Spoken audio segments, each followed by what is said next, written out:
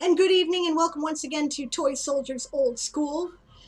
I am Diane Morrison, aka Sable Aradia. I will be serving as the game master for this game. When I am not game mastering, I also play a character, Marine Captain Celine Wintermist. She is a young idealistic priestess who joined the Avalonian Imperial Navy and then the Marine Corps in order to see the universe, maybe help some people along the way. She was not expecting for there to be a war declaration, but here we are. My and her pronouns are she or they. We'll go over to my left and we'll ask Rowan. Hi, I'm Rowan. I play Von Vin Starsong, an ensign in the Avalonian Marines who originally just signed up to the Navy to fly on starseed ships. See the universe, they said. Here, have a bug suit, they said. Now I'm a Marine! Oh, Sorry. Unfortunately, it's how I have to speak. I'm terribly sorry, everybody. I will be more careful. Anyways, her pronouns are she, her, and so are mine. Awesome.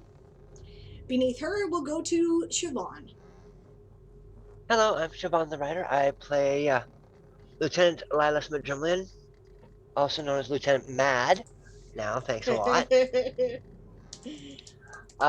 He is an altruistic elf who joined the Avalonian Imperial Navy under family obligations, wanted to set up a intelligence division, has decided Black Ops is better, so that's what he's doing. He has just been supplanted as the XO on the ship with the return of Xerxes. He doesn't care. Puts him more in the background now. And his pronouns are he, they, mine are she, her. Awesome. And to her right on my screen, Blake. Hi, I'm Blake. I'll be playing the part of Crowley. He's a Phoenok, a feline-like race of my own creation. And yeah, he's joined the Navy with his friend Yazima, having lots of adventures, blowing shit up, having a great time. And yeah, our pronouns are he, him. Awesome. And to his right, Dawn. Hi, I'm Dawn. I play Lieutenant Yasna Snowwind. I was an orphan, joined the Navy for the heck of it, and ended up finding family and friends, and friends I call family. Um, so it's been pretty awesome. My pronouns and hers are she, her. Okay, and then I think we'll start on the top right column from my point of view, and we'll go to Chris. Hi, I'm Chris. I play Arian. He is the slightly older, more grizzled ex-enlisted, still thinks of himself as a sergeant, Nunahi, and he sees it as his job to keep this group of youngsters alive and kicking and learning how to be actual, you know, credits to the Avalonian Imperial Navy. And our pronouns are he, him. Awesome. Directly beneath him, Taz. Hi, I am Taz, also known as Gmino99 on the internet. I play Ardent Spellsword, a Kensai Magus crafter who who's does a little probably does more crafting than anything else. My pronouns are and his pronouns are he him. Awesome. And last but not least, Aaron. Oh, what do you want? I was sleeping. My name's Aaron. I play the part of Ruavel Sunfall, who is a lieutenant in the Navy, just promoted.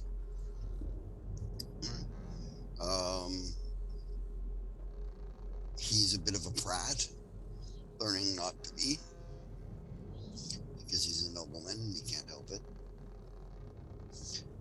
Right, and our pronouns are he, they. Awesome.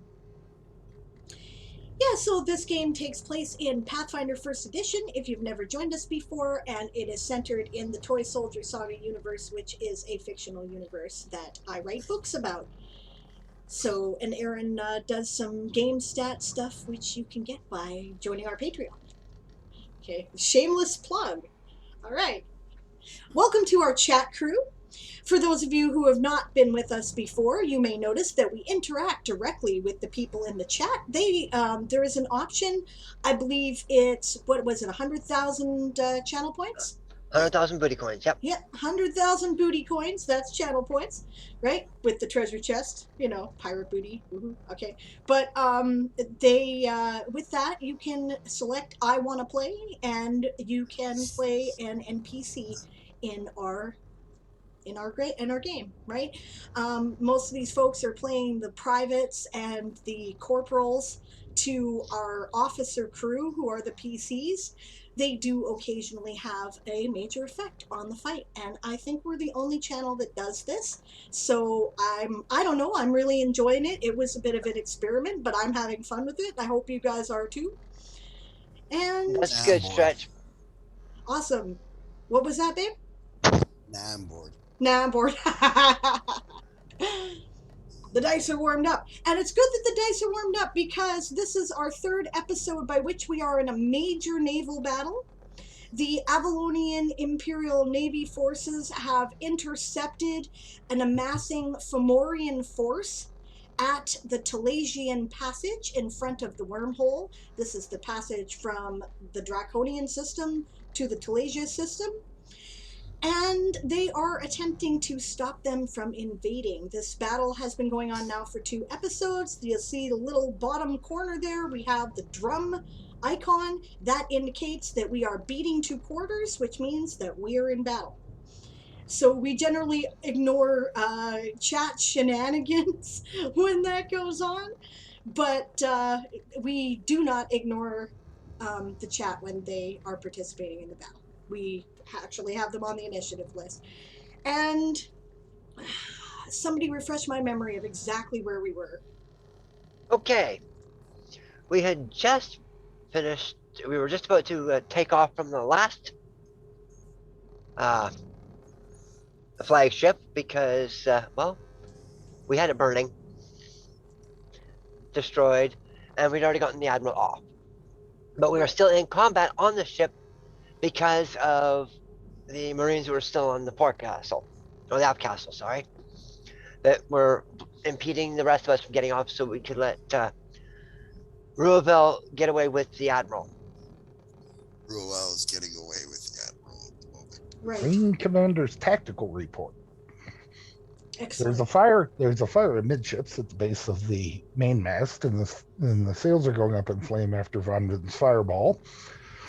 Von Vin is covering the portside passage down into the stern castle in the bows of the ship, except she stepped a few feet forward to the rail to throw her fireball. Majumlin is standing at the ladder from the main deck in the middle of the stern castle. Arian and Arden are by the mizzenmast in the back. Can't remember. That's mizzenmast. Anyway, by the mizzenmast on the aft castle, there is a Fumar, which anyone who is familiar with military terms understands that is an effed up Marine in front of Arian. Ruavel has just dipped over the rail with the Admiral in tow. There's a goblin between Arden and the stern castle. And on the stern castle by the catapult are the 2 catapult crew, 2 Marines, and Yasma. Perfect. Crowley's in the captain's cabin with the Captain's safe. with the safe open, and it is Xerxes' turn. Perfect.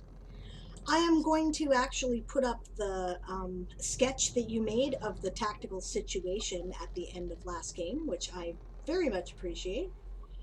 I've just got to capture the image here. So let's see here. No, that's not what I want. I want window capture.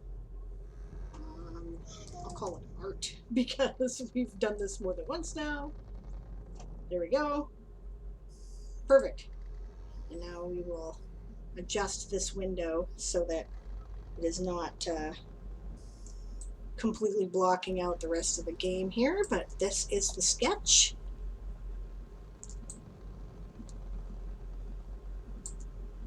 Should I be putting like some battle music on, or are we happy with the background noise being relatively little at the moment so that we can function properly? Oh yes, and Nimlin and Dina Bob Sorobob are singing very badly in to jam the comms. That's what, Dina Bob Sorobob, that's what I said.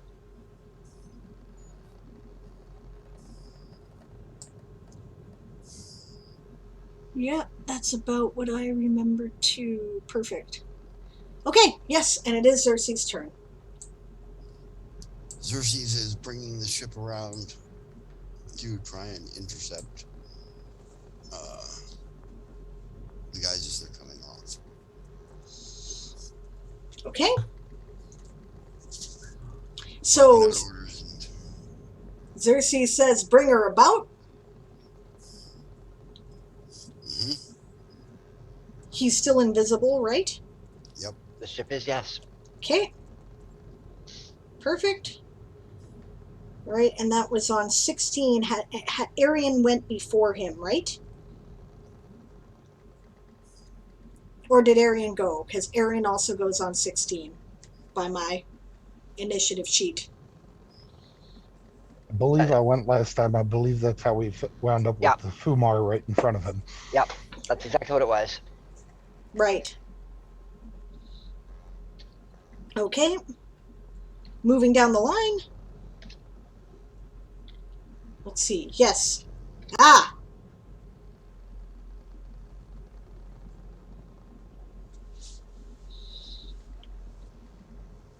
My initiative is 9, if that helps, says Magpie. Yeah, you weren't here last time to roll, were you? Yes, yeah, you Magpie were. was. Yep, I remember. No, it's still on my sheet. It's like messy scratch notes, but they're accurate. Oh. And Sable, I just remembered, I forgot to put it on there. Mm-hmm. But Celine is directly behind or forward of Arian because she just healed him last time. I forgot to put it on the map. That is right. Okay. Perfect. Thank you. That does help. Okay. Yes. So the crewmen on the lower deck go next. Von Vin had put toxic fumes down the hatch, however. And there's a fire on the deck. Yeah. So that puts people, well, that's the upper deck crew, right? Upper deck being, I mean, it's not, it's the main deck that I'm talking about there, but lower decks are people who have not yet boiled out of the spot underneath, right? So, okay. So they're going to try to resist her poison. What is their DC? 18. Okay.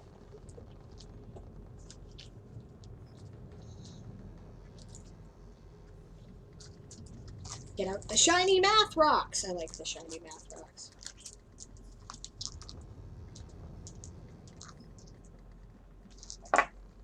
Bunch of D20s.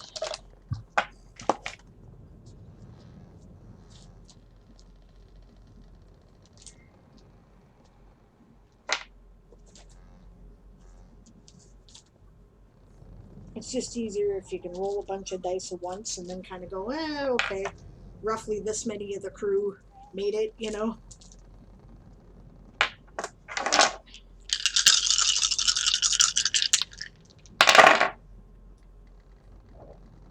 Ooh. I don't like that ooh. Well, somebody had a very, very bad day. So if you would like to help the GM, reminder that the audience is entitled, and so are the players, on each other's behalf, not their own, to re-roll any roll once. Somebody else can re-roll it again, and then that's it. If you spend a reroll, you can load a reroll in advance, but if you do that and it is not spent, you still lose the points. It's a channel point reward, and you lose the points at the end of the game. And you can help the players or the GM as you like. All right, we're re-rolling the very bad day. Thank you. didn't help them much, but thank you. Well, the thing is you gotta remember when Von first threw it down, someone had a very bad day and got it right in the face. They're probably still trying to recover from it. Yeah, that's true. They're all hacking and gasping and puking in the lower deck. Every roll was less than 18. So moving on. We're at 11 now, I believe. So that would be Aiden and the upper deck. The deck crew goes to put out the fire. That's the most immediate threat. So, also, picking people up from underneath the crashed mast and stuff. Well, I guess the mast hasn't blown up yet, but it's on fire. Fallen yet. Yeah. But it's on fire. They're putting it out. Yeah. That's which means the stays are on fire too, near the top. Good luck. You see people get a systematic, tossing of the scuttlebutt, going on. So they're pretty efficient with that, but they're not going to be much use for anything else. And what is Aiden's intention? Aiden is currently on the ship. Was she assisting with the jamming? Nope. Aiden was prepped for rescue. Aiden was prepped for rescue.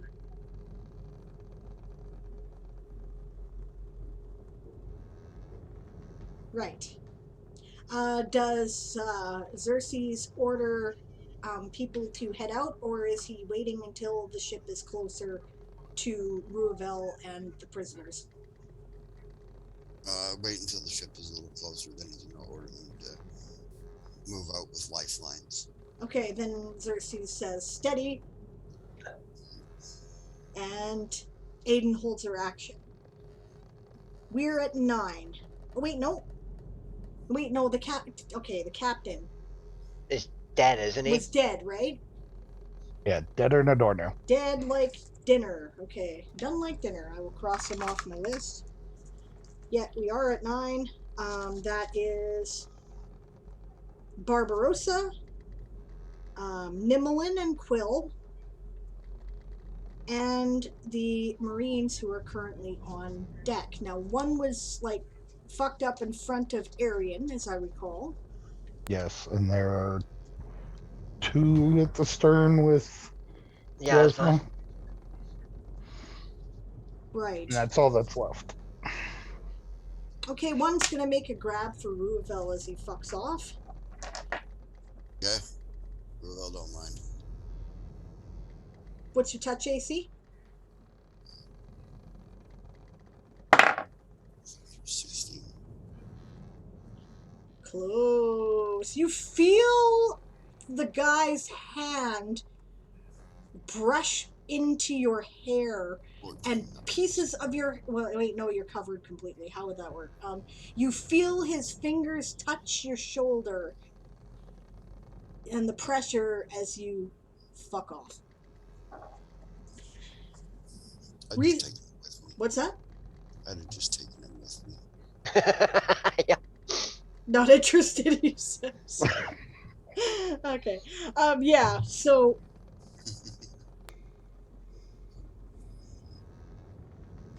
Yeah, and in the meantime, what is Nimmelin and Quill can be saying what they're doing.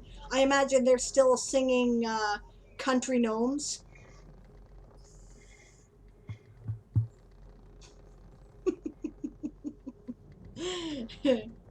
I think I still have that handy. What a laugh it was. It was so good. I'm going to actually, Country Gnomes. Oh, I can't remember what it was either, so... Well, yeah. But it's in here, so I can look at it. So... If you have a structured settlement, you need cash. Now call JG, whatever.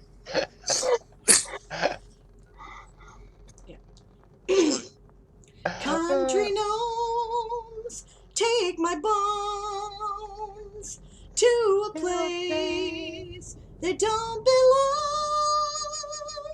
Okie dokie, mamma mia. Oh no, Mario.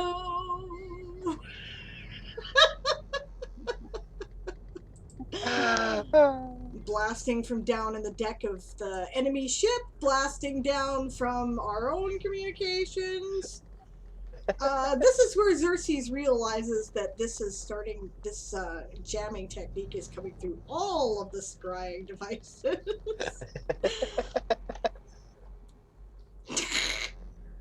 Nimmelin continues to sing, if you have a structured settlement and you need cash now, call J.G. Wetworth, 877 cash now. Which is totally an out-of-universe moment, but what the hell?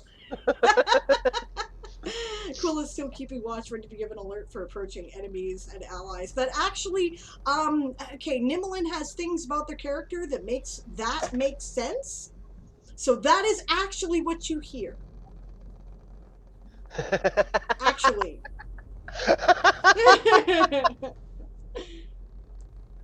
What the fuck? Oh, God. Things that make elves go, I'm not sure that she's entirely in her right mind. Yeah. This was my first realization of this. I'm concerned now. Yes. Yes, absolutely. Okay, yeah, Quill is still watching, so Quill sees Ruavel leave the aft of the enemy ship. Nice. That's great. Magpie says, I saw the opportunity for canon fourth wall breaks and seized it. Yep, that's canon now. Yes, it is. All right. I love little shit like that in a universe. I think that makes it fun. Okay, yeah, so one Marine grabbed 4. How many were left? There were 3 total who weren't completely fucked up. The one that's in front of you is fucked up but not dead, right? Correct. Yes. And then there are 2 more at the back by Yasma. Right. Okay, so they are going to attack Yasma. Obviously, what is Yasma's armor class? Hold on. Where's my armor class? Oh, there. 24. Okay. Yeah. In other words, they're going to try and attack Yasma. More accurate, because they both missed. All right. Okay, Quill goes, rah! Lieutenant approaching!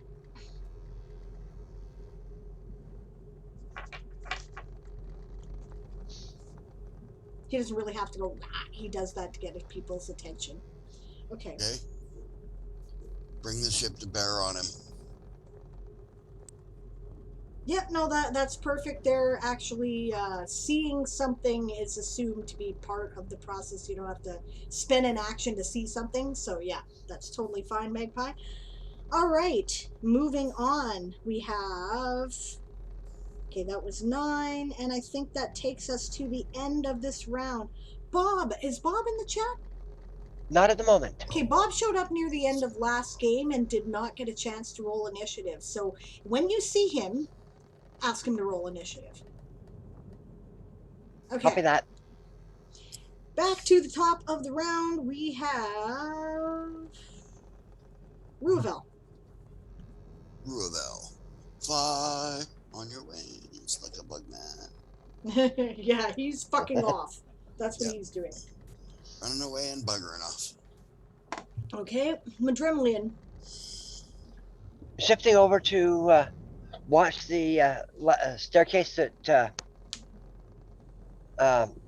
Celine Had to abandon. Yep. Okay, good move. Because he knows that the main deck is covered with the fire, so...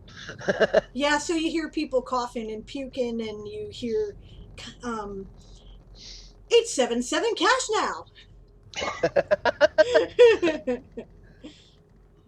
Right. So, I don't have to see them, but I can try and drop. You can make a 1-action attack, yes, or something. You get like 1 action, not your full action, because you had to move. Yep. Ah, there's the phone. That would be my mother, of course. Just hit off. She should know by now. Yep, it's your mom. Of course it is. I swear gonna- it's on purpose. It does seem like it, doesn't it? No, she really is just that dense, guys. She just doesn't pay attention. Never has. Never has. Wouldn't remember when my guitar recitals were. Didn't remember when, like none of that, right? Nothing. No, she just doesn't pay any attention. All right. Making sure my monitor's still active. Okay, Yasmin's turn. Yeah, I'm holding my action for the first person to pop their head out of that hole. Okay, thank you. Okay, so I've got one that's already injured and one that tried to attack but failed miserably. So I'm just gonna try to finish off the injured one. That seems like makes most sense. Does seem logical. Yeah, then I won't have to worry about him anymore. Perfectly sensible. Yeah, so my first swipe with my scimitar is I rolled a 17 and add to that 14, so that's 7. Then 30, 31. To hit? Oh yeah, no question. And a threat. And a threat. Actually, yes, I should get out my fancy dancy app. I love these. I love these so much. They're fun. For those who aren't familiar, I have an app for my phone. I have two apps for my phone. One's called iCrit, and the other one's called iFumble. And they make specific effects in D20 games that you can use. Mostly D20 fantasy, and they're fun. So, all right. So, sorry, that was a threat. Did we confirm critical? Roll to confirm. Well, I rolled a 15. That'll confirm. No, I don't think that's going to confirm. 29. Yep. There can be re-rolls, giving people an opportunity just in case. You roll the 15. Was that a 15 on the die or 15 total? 15 on the die. Oh, okay, then you hit. Doesn't even matter. Okay. That's a confirm. Yeah, that's confirmed. So, what are you striking them with? I'm sorry. What weapon are you using? Slashing The weapon. scimitar, and that was just the one hit with the scimitar. Okay, so a scimitar is a slashing weapon, right? Yep. Yeah. Overhand chop, double damage, and 1d4 bleed. Roll a d4. D4. Oh, yeah, I'm gonna find the D4 here. Here's a D4. 4. Oh, maximum bleed. That's awful. At least for them. Yeah, he's waiting for it. Yeah. Okay, so double damage. So roll your damage. Okay, so that's 1d6, right? Yeah, 2d6. Plus 2d4. 2d6? 2d6. What? What? 2d6. Really? For a scimitar? Modifier. Are you thinking about a headsman's sword? Because that seems like a No, lot to me. you, roll your dice in Pathfinder. You don't just double it. Oh, okay. Right. Normally Okay, the damage is 1d6, but because it's double damage, you roll twice as many dice. So 2d6. And what's your damage? Okay, so bonus? my total of the 2 dice is 5. Okay, and what's Plus your your- Pardon? One What's your- person at a time, and right now it is Aaron. What is your damage bonus? Your sword does how 3. much? 1d6 plus. My damage bonus is plus 3. Okay, so you add 6 to that. She did 11. 11 points, okay? And a d4 bleed per round. Well, he doesn't look very happy, that's for sure. You do like a slice that kind of goes along here, and you see stuff start to run out of either a major vein or artery. Had to be one or the other. He's still alive, or is he dead? He's still alive. Okay, so I got another hit with my scimitar. Okay. So I'll get him on a backslash, I guess. Let me roll that. Yeah. Oh. I rolled a 7 plus 14, 17. 21. Still hits. Still hits. Woohoo. Now, do you need me to? You need to Oh. roll. Moon is calling a reroll. She wants a better hit. Okay. Oh, yep, there it is. No, worse. I rolled a 3, so it's only 17 total. Well, we'll fix that. Reroll. I'm spending them.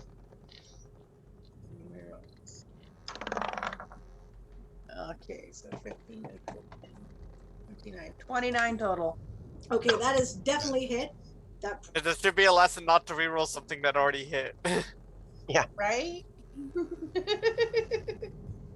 okay, and but it wasn't a threat, right? Yes, it's a threat. It's a threat. Okay, so roll to confirm critical. I rolled an 11. 25. Plus, 25 is what that is total. Yep. Okay, yep, that'll confirm critical. Another slashing damage. Flat blade thwack. Triple damage, but all damage is non-lethal. Oh, you got it with the flat side of the blade. Yeah, you kind of went like this and cut open a major something that started to bleed, and he started to look pale because the blood's running pretty well. And then you caught him on the backslash, except that he jerked out of the way at the last minute, and you went crunch on his chin with the side of the blade. oh, that's gonna hurt. So am I rolling Triple 3d6s then? You are. Yes. That's 9, yep. 6, 11, 15 total. Plus 9? Yep, 15 plus 9 is 24, right? 24. All right, that takes him down. So you knock him out because it's non-lethal. Okay. You knock him out, but he's bleeding a lot. Yeah, he'll bleed out. Or you could, somebody could stabilize him, and then you'd have another prisoner. It's your call. Okay. I assume that's the end of your attacks? Yeah, of course. No, claw attack. She's got a claw attack too. Can she change targets with that, though? Yep, as long as they're still there. Oh. Okay, yep, go ahead and make your claw attack. Okay, I'm going to attack the other Marine then. Yep, I figured. We're still hasted, aren't we? Yes. For another what? It's been 4 rounds of combat now? Yeah. No, we're only on the second round. It's how long We're- we can We're on We're on fourth. the third.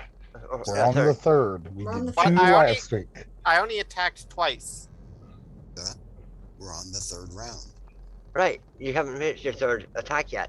I have a pretty high initiative, pretty sure.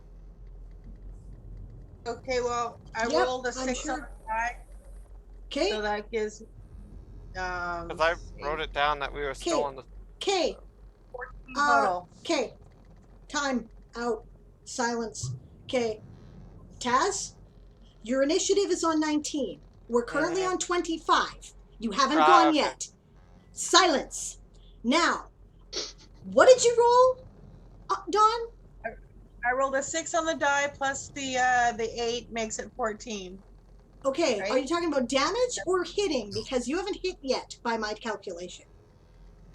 Yeah, with my claw attack. Yeah, that was her claw attack. She missed. Oh, okay. Yeah, you missed a claw attack. But she kind of turns around or she starts shifting. You see, like, her eyes go cat-like and turn like an icy blue, and, sort of white fur starts to sprout, and her hand goes and develops claws and white fur, and she goes, wow, and, right? And the guy goes, fuck, and jerks back. He throws shit at you and it hits you in the eyes. Pretty much. At that case, if I'm correct, she still has a full, like a 1 attack at full base.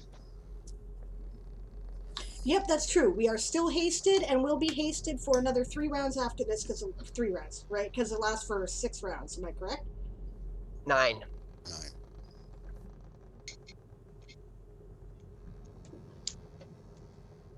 Okay, so you get 1 more attack. Who, me? Yes, With your sword. with your sword. I thought Yeah, it's I because thought I you're only had 2 hasted. attacks with my sword. Yeah, but Haste. you're hasted. You are hasted. you get an additional attack. Sorry. Guys, you gotta listen to other people as well as me. Okay, I rolled 4 on the die, so that's 18 total. 18 total. Yeah, that I'll misses, reroll but that. barely. You're re-rolling, okay? Re-roll.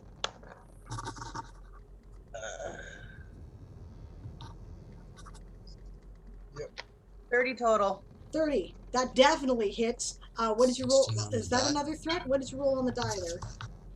16. With a scimitar, is that a threat? I don't think so, right? You have to get 17? It's Hers not is keen. 18, but it's keen edged. Oh, it's keen edged. Okay, that's a threat. Roll to confirm critical.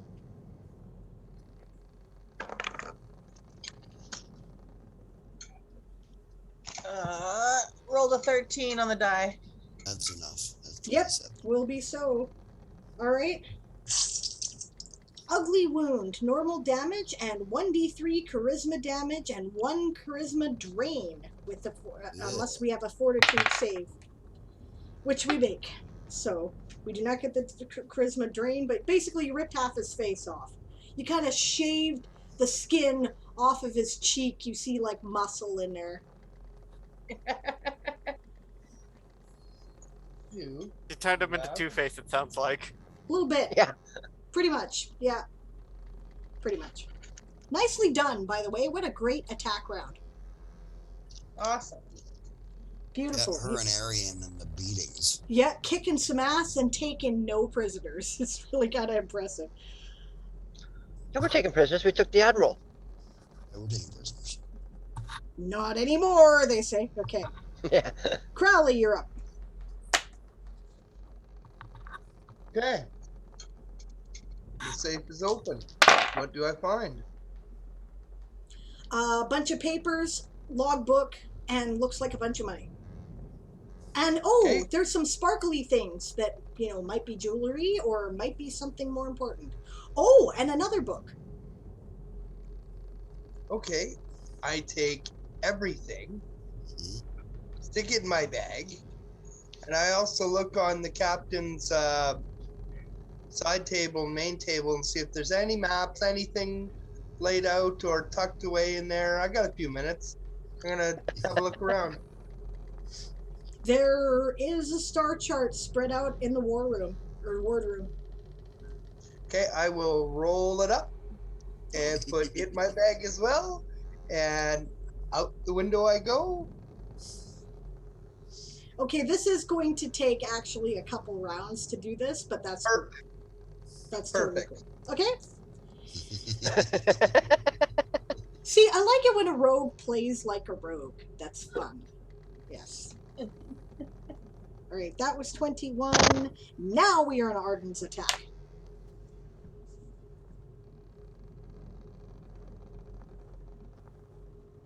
Hello, Arden. I was muted because didn't want the sound bleeding over.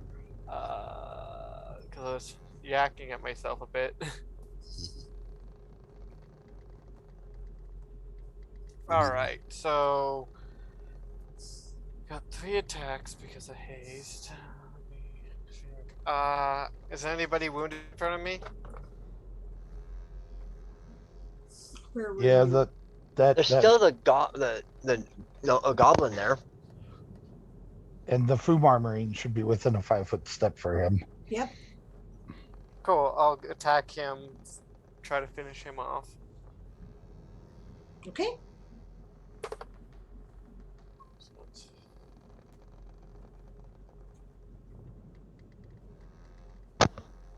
Alright.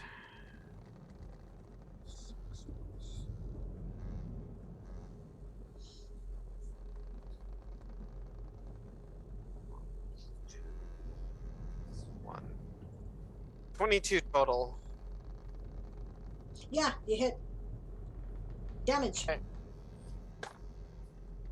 Does the damage type matter?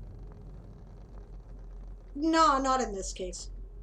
Okay. Oh God, that's gonna hurt. Yes, it will. Well, I didn't cast Shocking Grasp this time around, so not nearly as much. Because he's already injured. Don't need to use a spell slot.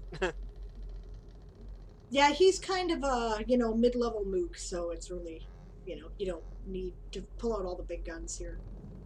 I will spend an arcane point though to roll automatically roll max damage for my actual sword, Okay? so I don't need to roll that. And then I got 3 different damage effects that I need to roll for.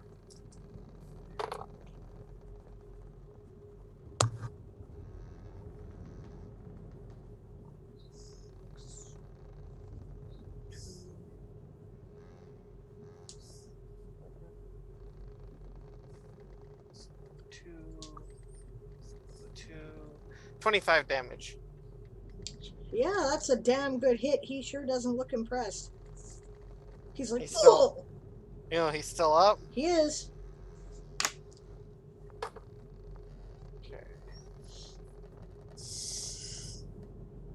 13 plus.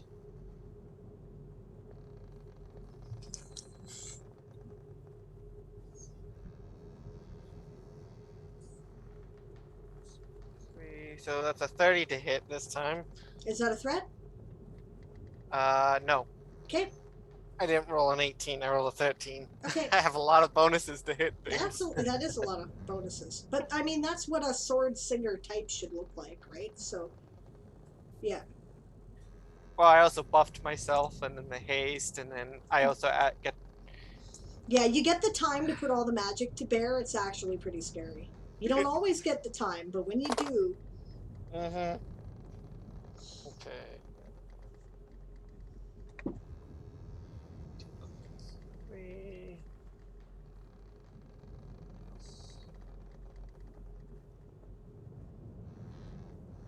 9. That, and then another 2 because my 29 this time.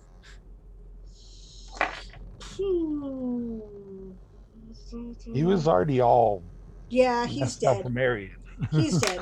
That's why I was like, yeah, he should be dead, I'm pretty sure. Okay, good job. Do you have any attacks left? Or Yes, I still have my second attack from having 6. I did my normal attack, haste attack, and I got one more with the -5 to my base attack bonus. Okay, actually, I don't think there's anybody else within a 5-foot adjust at this point. Okay. And then I can't use it. I can't do anything else then. Okay. Good work. Where are we at? Vonvin, that's where we're at. Okay. I love how the goblin doesn't seem to be a threat, so I'm just ignoring him. Goblin isn't anywhere near you by this point. The goblin has moved they're about 15 feet away from you. Actually, the goblin is currently over by Yasma's crew, trying to hide behind them. Yeah, that's true. He's closer to Yasma than anybody else. Yeah. Okay. Okay. There's still a guy up by Yasma. Is there still a guy up by Yasma? Yeah, there's actually 2 of them at this point. Okay, but one's pretty much dead. No, one's dead, or lying on the ground bleeding. There were 2 more. Alright.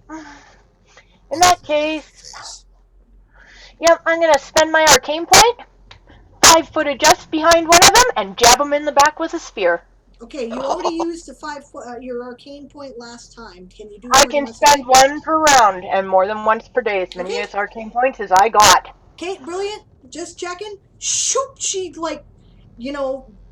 it's like it stretches into light. You even see the split, like when you go to interplanetary speeds of red and blue, right? And then shoot! She is behind this other asshole that is near to Yasma, and actually, that's the one the goblin is hiding behind. So, are you wanting to be right behind him, in between him and the goblin, or do you want to be kind of off to the side, away from the goblin? Off to the side. Okay. Standing on the goblin. Basically, I'm giving Yasma. Stand on the goblin. I'm giving Yasma a flank bonus and providing myself with one, and stabbing this guy in the back. Good job. You have a flank bonus. Also, I think that's a flat. Well, nah, that's not flat-footed, is it? That's just a flank No. bonus, right? Okay, yeah. Go ahead, make your attack. That's a 19 on the die plus 5. 24. I think. 24 hits. Okay, plus 1. That's 6 plus 1, 7. So a whole whopping 7 points of damage. Wait, no, I get a strength bonus in there, I think, too. Yep. Yeah, but I have 0 strength modifier, so it doesn't matter. I'm a druid. The main goal Okay. was to do something useful and give Yasma a flank bonus, so. Right, good job. 7, you said? Yep. Okay, perfect. We will take that down. Hey, you never know. That stuff makes a difference. All right. And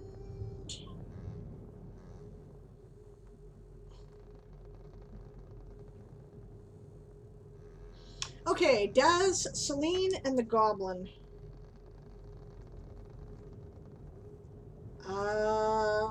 What is Goblin says, "Me give up." Daz's dexterity? I'm pretty sure if you're a rogue type, it 14. probably beats. It was 13? 14. 14? I think Celine has 15, so I think Celine goes first. Okay. Yes, Daz is holding her action to wait for a rescue anyway. What the hell is Celine doing? Celine healed. Nobody else is currently injured. I'm like slightly injured. I'm still down 18 or Are something. you still down 18? Heal Arian again. That just makes the most sense from where I am then. Yeah, I Yep. like only took 11 or so.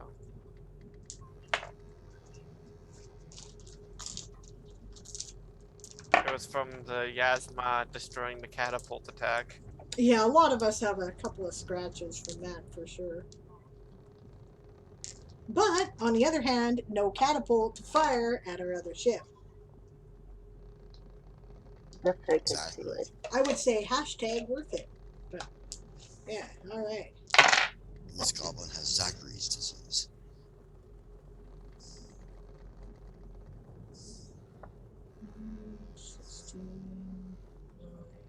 25 points, so that heals you up.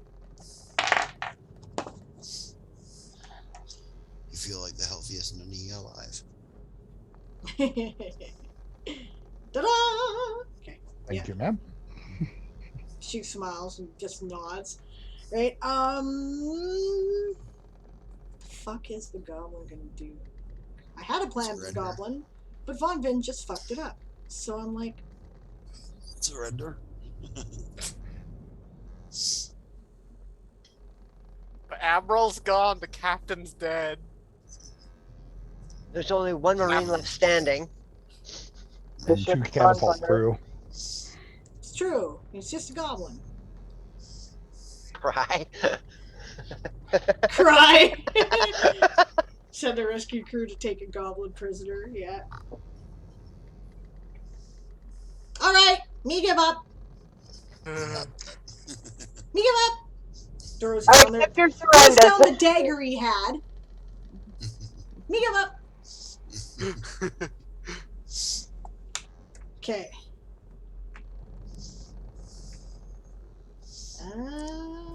Where are we at? We're at 16. That's Xerxes and Arian.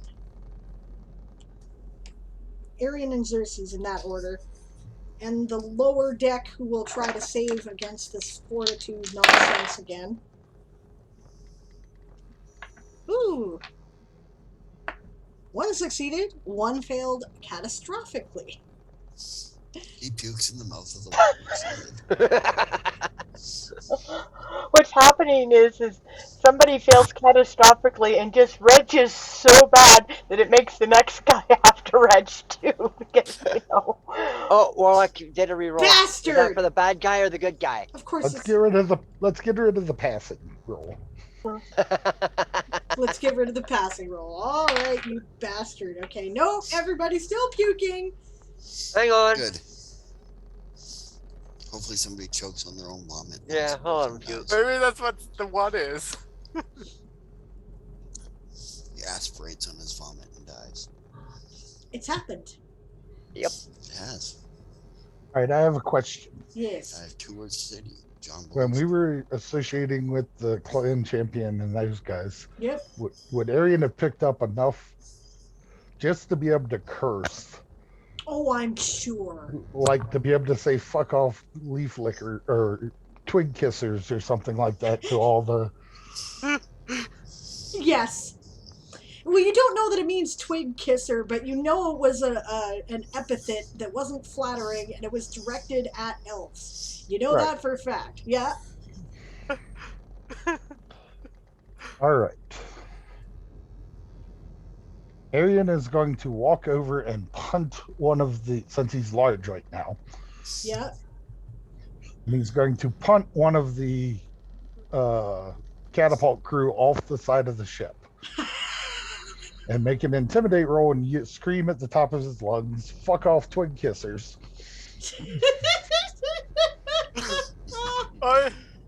Yes, Arden decided not to enlighten him exactly what he just said. Okay, so he's trying to punt the guy off the ship.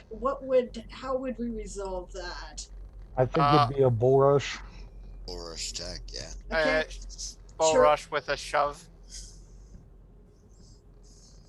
Which would be a CMD instead of, I think.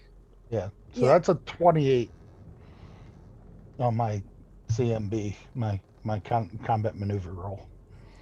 Yeah, I'm pretty sure that hits. I'm sorry, 30 because I'm large. Right. Punt. Away he goes sailing into space.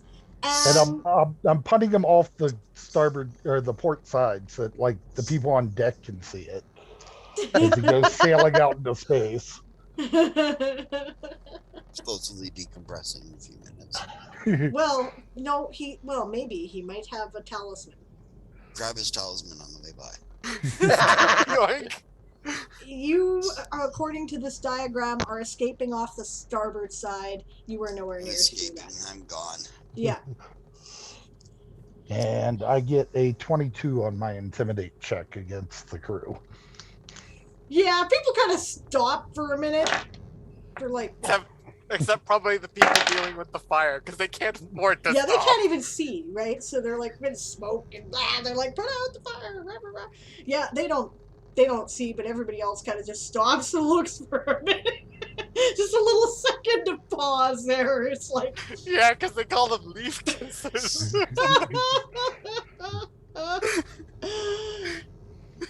yeah, the absurdity of it would be just as bad as this big fucking elf that they've never imagined punting one of them into space.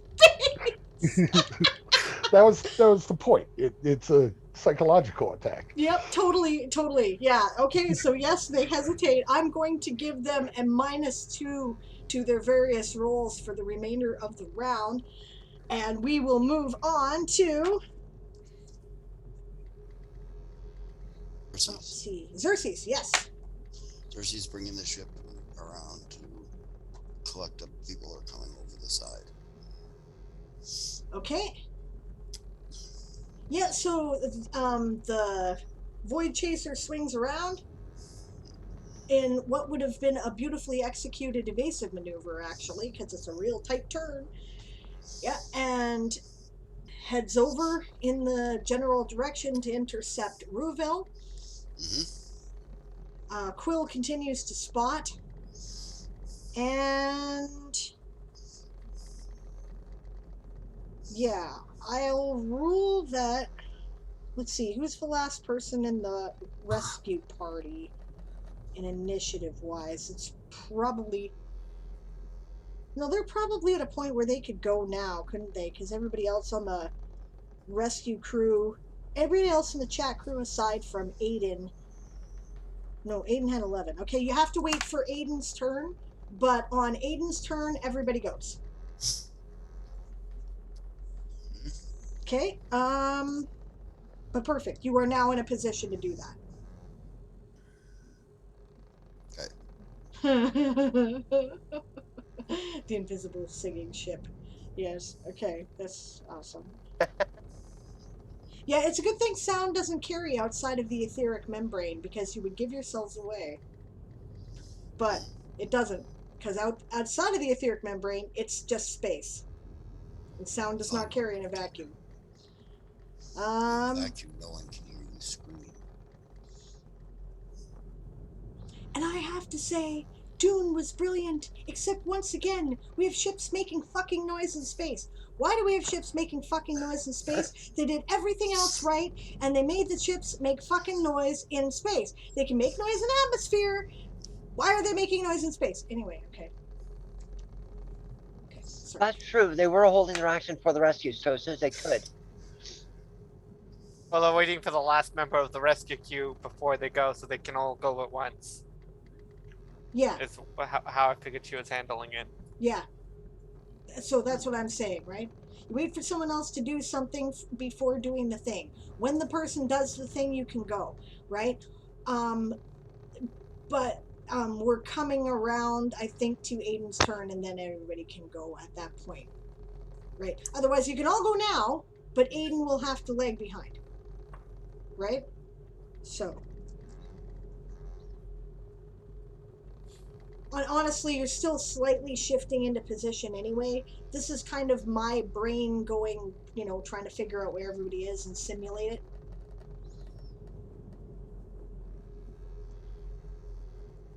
Okay. Yeah, if the thing doesn't happen, it doesn't carry over the rounds. That's right. Yes, Moon, I'm sorry. I realize that this is very confusing. That's why I've got the battle map up over there that was drawn from the last time, because we were in mid-battle and in mid-initiative, and that can be really confusing. So I don't blame you. I don't blame you. All right.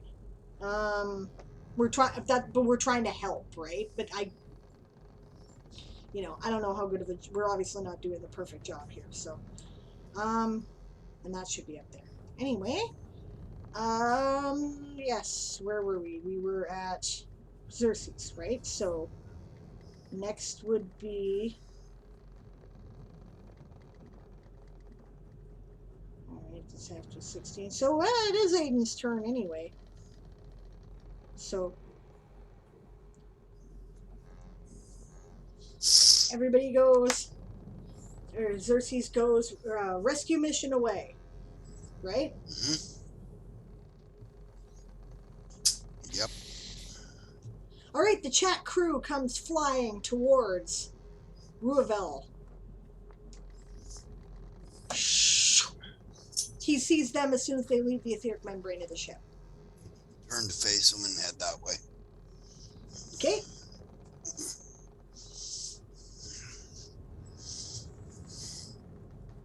Yeah, you guys travel fast enough. I'm gonna say that this all happens within this turn, basically. You guys catch Ruavel. Okay. I'll be back. You'll be back. Where are you going? Bio. Okay. Well, you know what? Hold off just a second here, because No. Okay. All right. We're gonna have a bio break as soon as this initiative round is over, anyway, because it's about 7:00. So you know what? Okay. Yeah. Actually, if you're gonna take a bio, maybe it is a good time for a bio. It is 10 after 7. The chat crew heads in for the rescue and catches Ruavel. That is where we are, and that is where we will resume when we return from the break. We will be right back.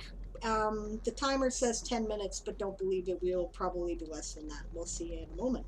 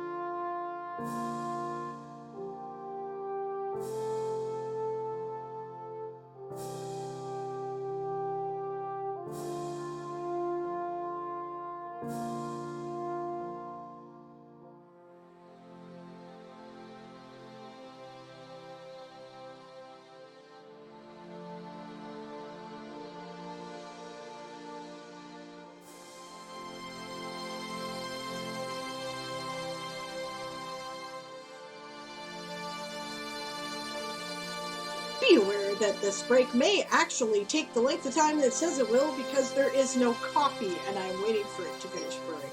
We'll be back in a moment.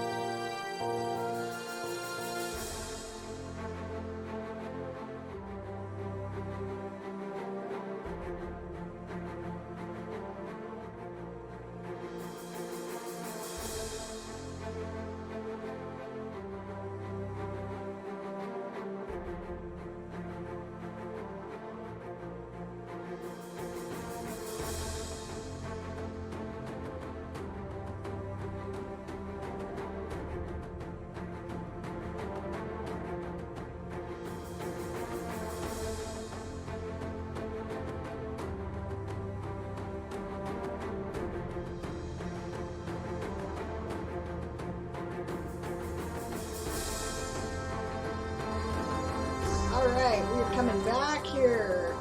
We are back to the in-game screen. Sorry for the delay, guys. I now have coffee. All is right with the world. See, Rowan knew I was in the mood. It just occurred to me, this is the shirt I'm wearing. You probably can't see that, right? Because it's backwards, but it says, "If you think I'm short, you should see my patience." Yeah. By the way, I'm 5 Nice feet tits. tall, just in case anyone wants to know. Yeah. I do have to say, I am very proud to have been the very first person to wish Siobhan nice tits. There you go.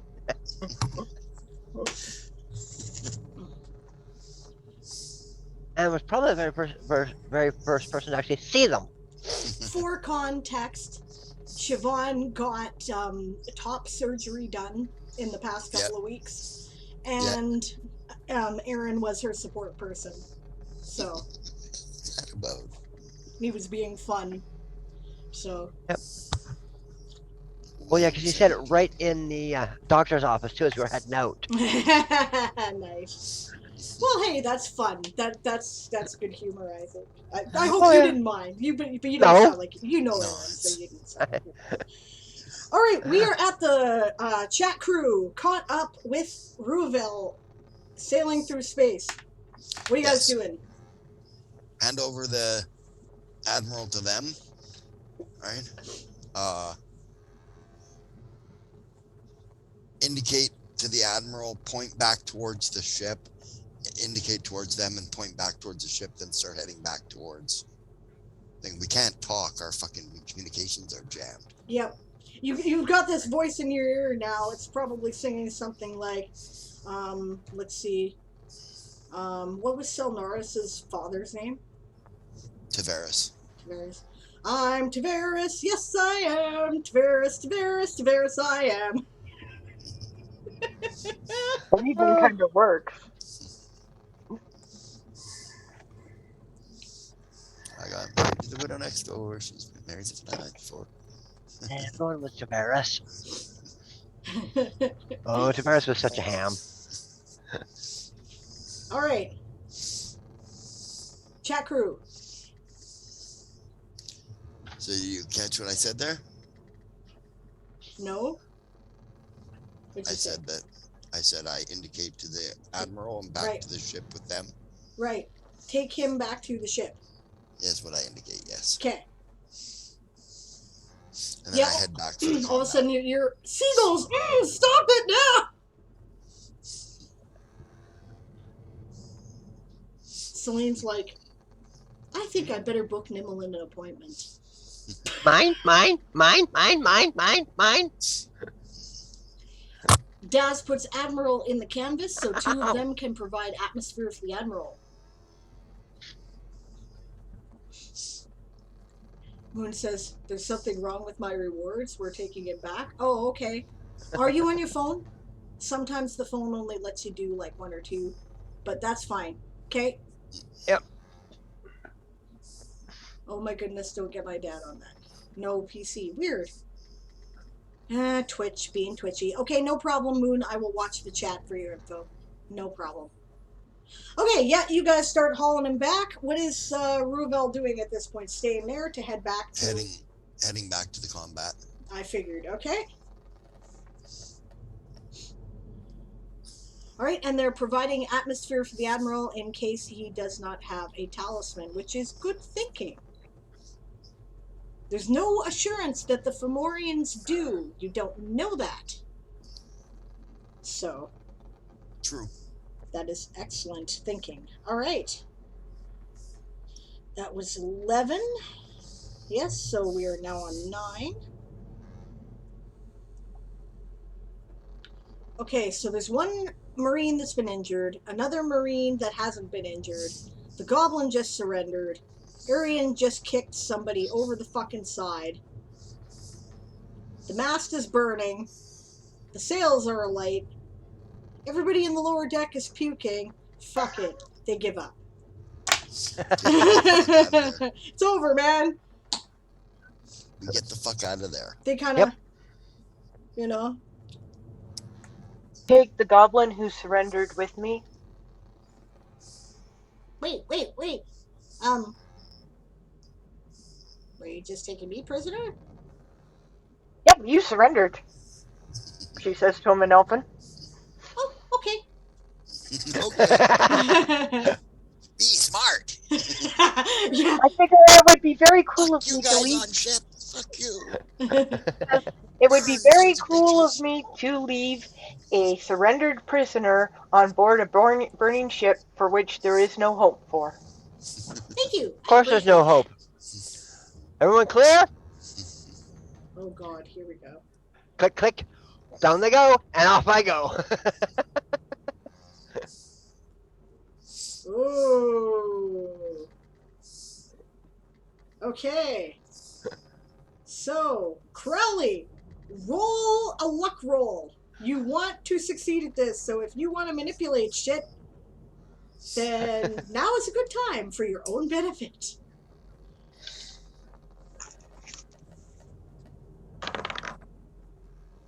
Yeah, I'm gonna roll that one again.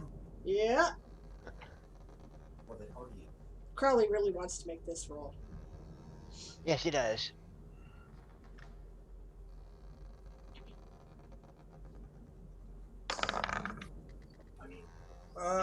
Five.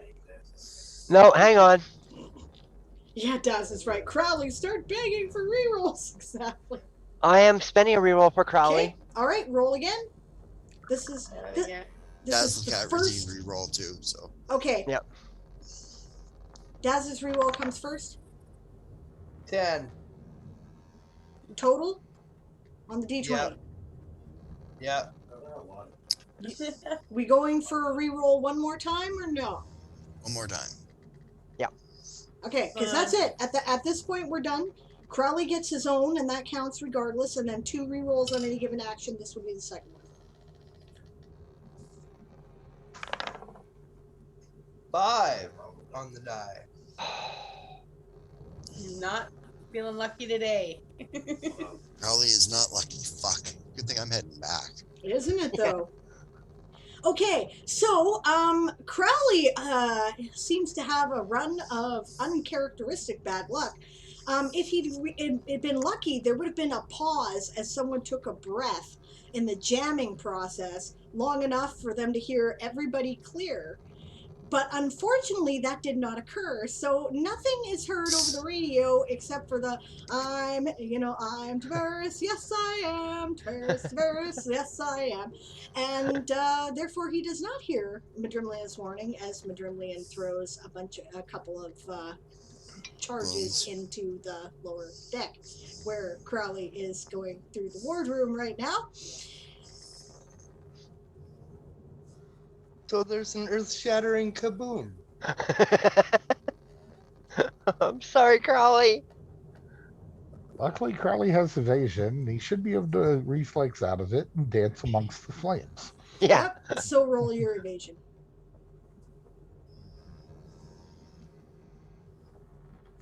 Well, how long did you set the timer for there? About 10 seconds, long enough for us to get the hell off the ship. So he'll have another round before it'll blow up. Because around 6 But I seconds. still don't know if they're there. Nope, you have no idea. Right. You're still searching the wardroom. So yeah, you get one more round. What are people doing in that one round? Celine is diving for the fucking wait, no, does she even know he went down there?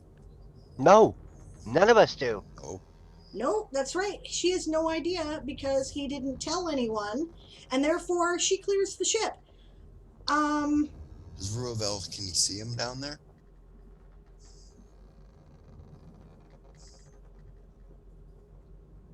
Probably not. You went off to the starboard and he went in through the stern.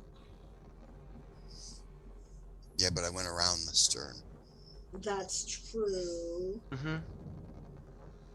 You How lucky is Ruavel? Oh. window? You might have noticed a broken window, but that would be it. Okay. Make what is that? A spot check? Perception check? To see if you notice the broken window.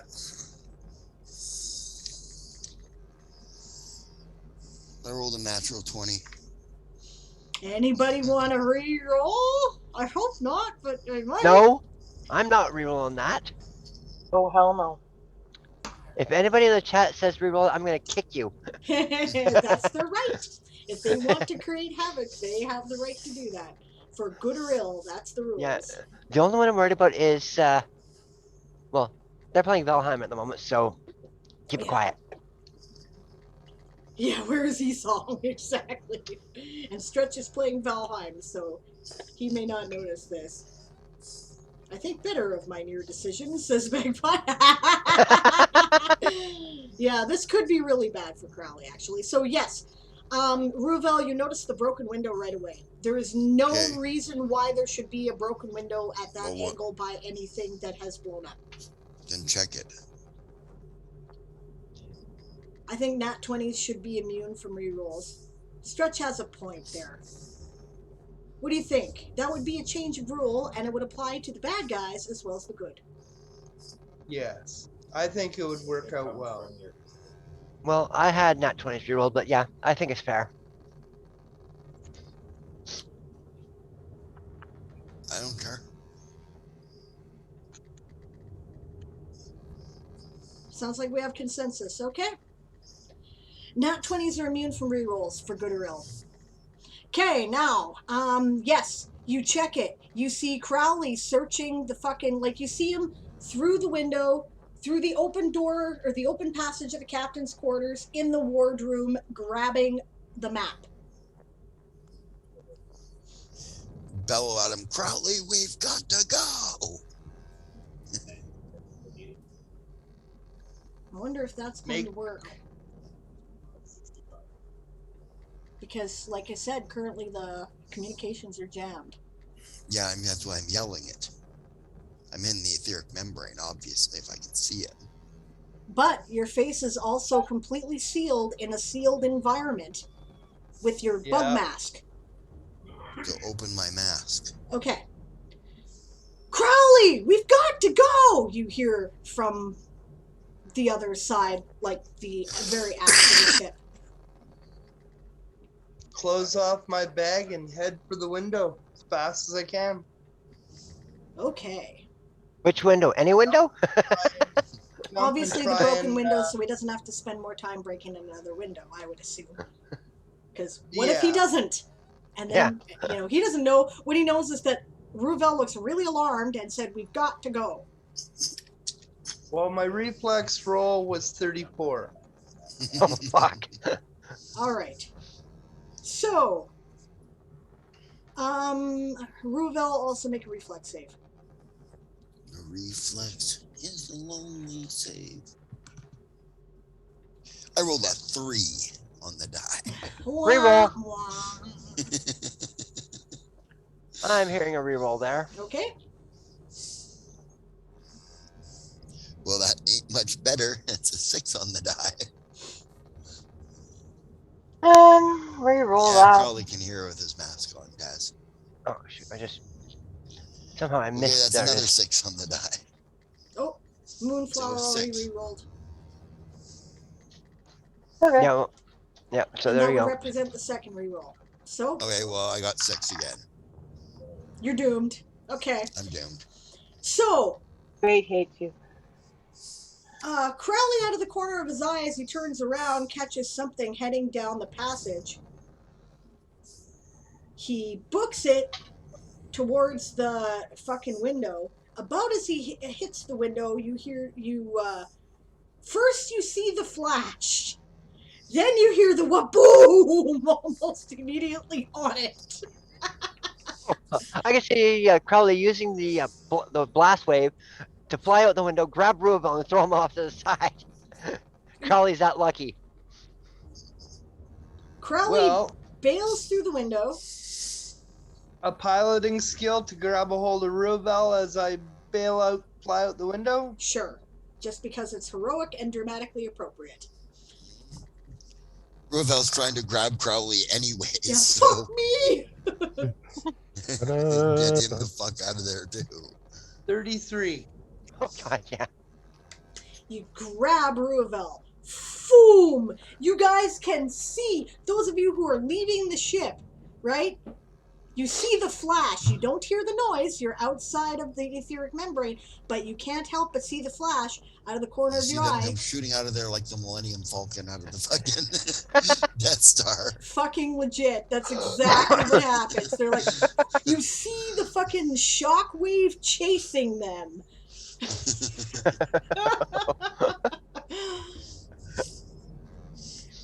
The ship basically blows into toothpicks. There is flak everywhere. They had a powder magazine down there. Oh, yes, they did. The ship had bombards. Well, this is dramatic, Aiden says as she helps secure the prisoners. Perfect timing. Classic understated humor. That's great. Okay. Yeah. Check Beautiful. Crowley over. Is he all there? Yes. Am I all there? He says to him. Okay. I do want everyone to make a reflex save as well, but the difficulty isn't that high. So.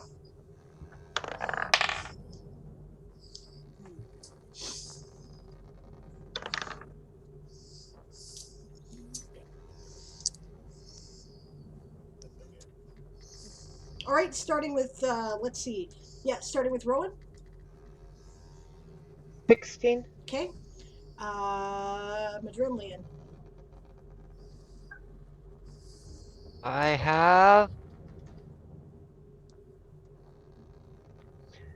17. Okay, Dawn. 26. Okay. Arden.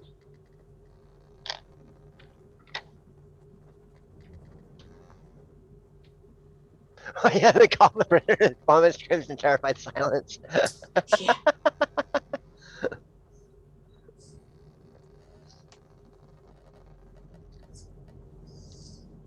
You're muted if you're speaking, Arden.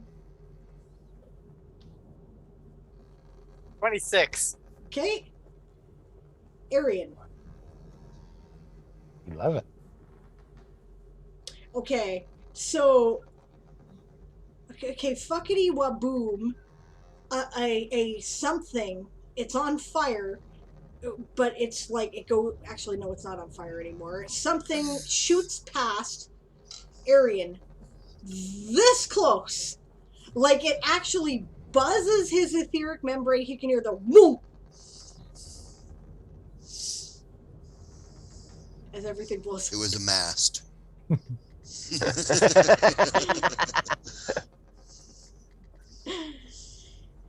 And you guys fuck off. Head back to the ship.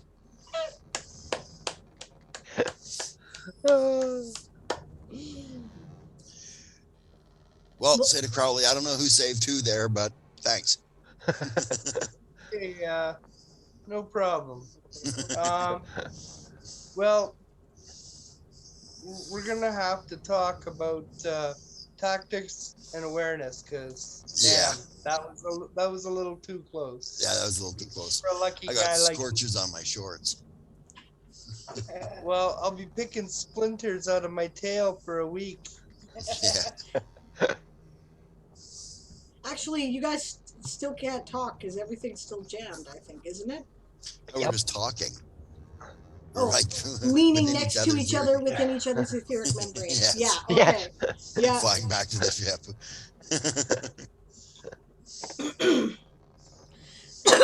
Yeah, pretty much touching helmets at this point. Yeah. Side by side. Celine kind of flies over and, indicates, like, do you, like this. Wave her off. Give her a thumbs up. Yep. They fly back. Final countdown. It's the final countdown. Do-do-do, do-do-do-do. Okay, anyway. I think I came up with another research project for myself called Secure Lines. So we don't have to frickin' be jammed by our own jamming efforts. I think you can stop, Nim, says Moon. Alright, I think I am going to temporarily turn off the beat to quarters.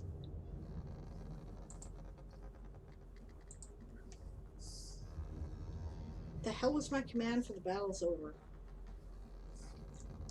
It may not be, but this is a temporary reprieve here. That was it. Thank you. At ease. Yeah, Moon is not my commanding officer. Nimblin keeps singing. Okay. So do the gnomes, of course, because they were joining in with that. Yeah. Oh God, I can just down. That's Stand down, Magpie. Nim. I just realized what popped into my head when you said the gnomes is the three gnomes from Big Blue Dress in the background.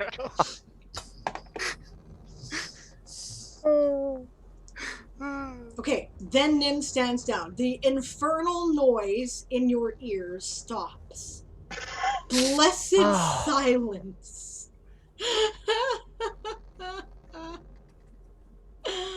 Oh my God. That's so great. Okay, so.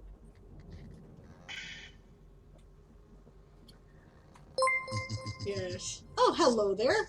Dragonfire, thank you very much for the follow and welcome to our game. I'm sorry that we have a 10-minute delay before new followers can chat, but you can actually use the channel point rewards, including ask a question, I think, if you want to chat before that. Yes, you can. And, yeah, I apologize for that. It's just, follow bots, hate raids, and it's kind of an insurance policy to make sure that doesn't happen. But welcome, and we're glad to see you. You've come just at the end of a battle. The characters. The game we saw, we kicked their ass. Yes.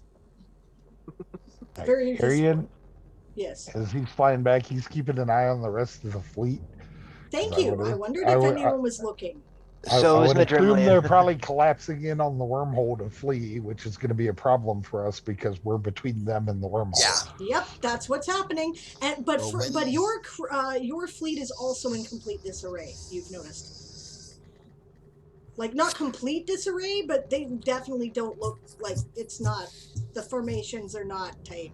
It's messy, and they're probably not going to get their shit together in time to pursue before they hit the wormhole. And you guys are between them and the wormhole. Yes, that is Yeah. correct. Hard down. Full speed ahead.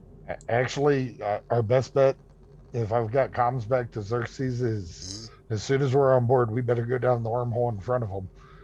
Because I don't see a way out if the whole thing's falling You're apart right. and collapsing. Affirmative. They're Head going into to the scatter. wormhole right now, says Bring her Celine. around. Let's head for the wormhole. Full speed ahead. Okay. All hands, brace.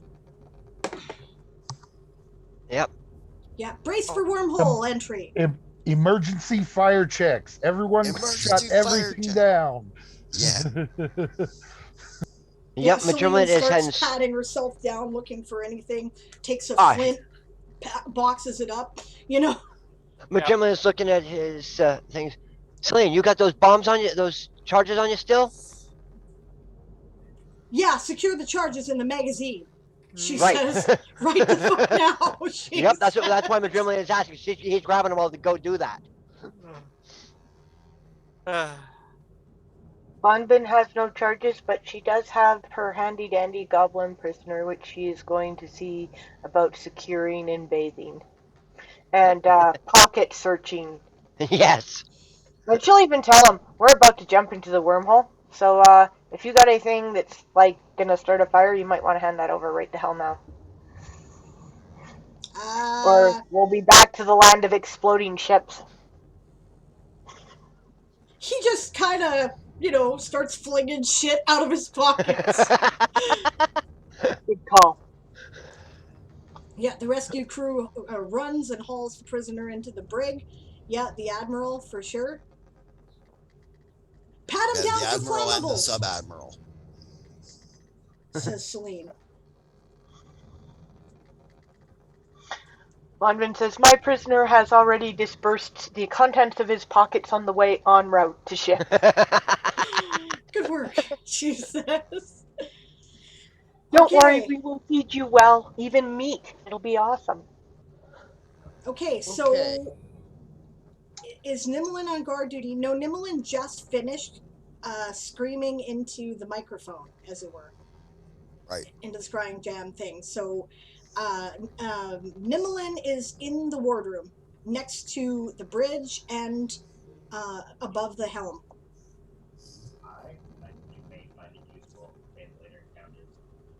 Yes, starts looting. I mean, patting down the admiral. All right, first of all, everybody make a profession sailor or profession starfarer if you have that on your sheet instead. Check.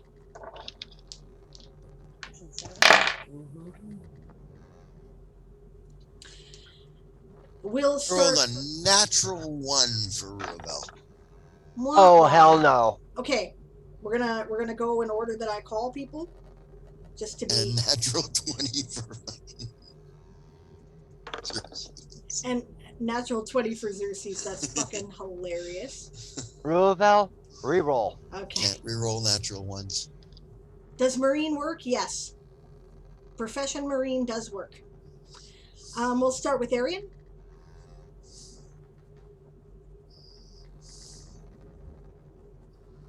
Arian is muted if he is speaking. Damn it.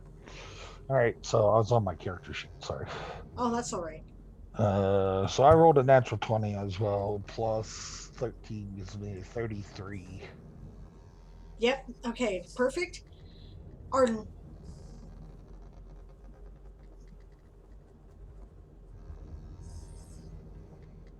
Oh, fuck, I was muted. 13. Okay. All right. Dawn. 26. 26. Crowley. I don't know why I keep doing that, changing back and forth between names. Yasma. Crowley. Okay, there we go. I don't have any of those stats. I don't have profession sailor or. You use your wisdom. Okay.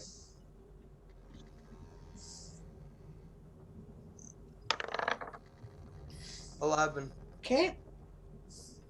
Madremlian. Nat 20 on the die. Nice. As opposed to nat 20 not on the die. Exactly. Yeah. I like As the opposed terms nat 20 and dirty 20. Those make sense to me. Yeah. Well, I got a really dirty one. You sure did. I told you but- re-roll that. Can't re-roll ones or 20s. We just Yeah, clarified that. Oh, We didn't I say thought we we were- couldn't re-roll ones. We did Yeah, say we we could. But it seems only fair if you can't re-roll 20s. Yeah, it does. All right. Well, let's put that to the vote too. In the meantime, Von Vin's turn. 22 unnatural. Okay.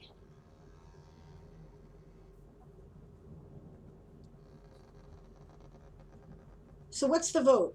Yes, we can re-roll ones, or no, we cannot. I say no. I say no. No. all right. Nope. So I've got a re-roll still loaded for something else then. Okay. Fair enough. In that case, Crowley's ability still applies, however. Either way. Yeah, Crowley can re-roll. But chat re-rolls do not. That's how it'll be. Because Crowley's power does not say you cannot do that. Stretch has a point. Maybe keep the reroll once for death saves. Yeah, I don't like instant death, die bullshit. That, Yeah. I mean, I really strongly dislike the idea of a character living or dying entirely based on a single bad luck die roll. Yep. I'm not a fan of that, I like natural shit happening, though. Yeah, repeated Well- bad luck or people being dumb, fine, right? But, yeah. So Okay, you don't so- like disintegration? No, I'm not a fan of that spell. No. I'm not a fan of it at all. It's in the rules, so you can use it, and the bad guys may also use it if you do, but honestly, I'm not tempted to use it much unless the players do. So, I don't have access to that high level spells anyways. I'm pretty sure that's well, like a yet. 9th level Sixth level spell. Yet. Oh, is it a 6th level? Oh, never mind. I could cast it then eventually. Eventually. Okay, yep, so you can re-roll ones on death saves. Anyway, those of you who got less than 15 are jerked and fall to the deck as the ship immediately hits maximum tactical speed. Pow! Ruvel, on the other hand, does a face plant into the mast. Bam! Sorry, Gus. You're apologizing for hitting me with your face? Those who rolled a natural 1 can take 3 points of damage for bad luck. Yep, hitting the mast with my face. For hitting the mast with your face. Yeah. Celine just kind of shakes her head. And is going, I'm sorry. Magpie does have a question though, oh, I'm sorry, I missed it? because Magpie has flight, but they don't know about professions. So And nobody had the chance to explain. 18 made it anyway, Yep. so we'll discuss that later. But I think, are you brand new to the Marines? Or are you like, you've been in the Marines for a while? Because if you're brand new to the Marines, maybe you don't have the profession check. People take a while to get their sea legs. People also take a while to get their space legs. It's a thing, yeah, I believe they are brand new to the Marines because they joined up to avoid a marriage. That's right. I went to boot camp. I'm pretty new. Yeah. Oh, Chris, fuck me. Too bad Gus is not a palm tree, folk. That would be a face palm. There's my face palm right there. Yep. Daz flops Right. to the brig floor. Let's see, you had the Admiral. The Admiral skips out of your hands. He's unconscious, though. Oh my god. He rolled a 1. He goes skittering across the floor. His head connects with, let's see, we're in the brig, so one of the barred doors. Oh my god. He takes... There's 1d4.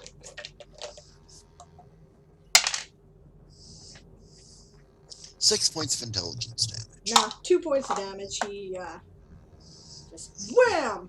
He's got a hard head. Crash. Xerxes Actually, yells, what the hell I was do have that? actually. Sable, Yes, you can. You can reroll. I've already got it reloaded. I've already got it loaded, so Dad Okay. can take that reroll. Okay, Daz, go ahead and reroll on Siobhan's reroll, and thank you, Stretch. Yes, you could have. You're quite right. That was subject to a reroll.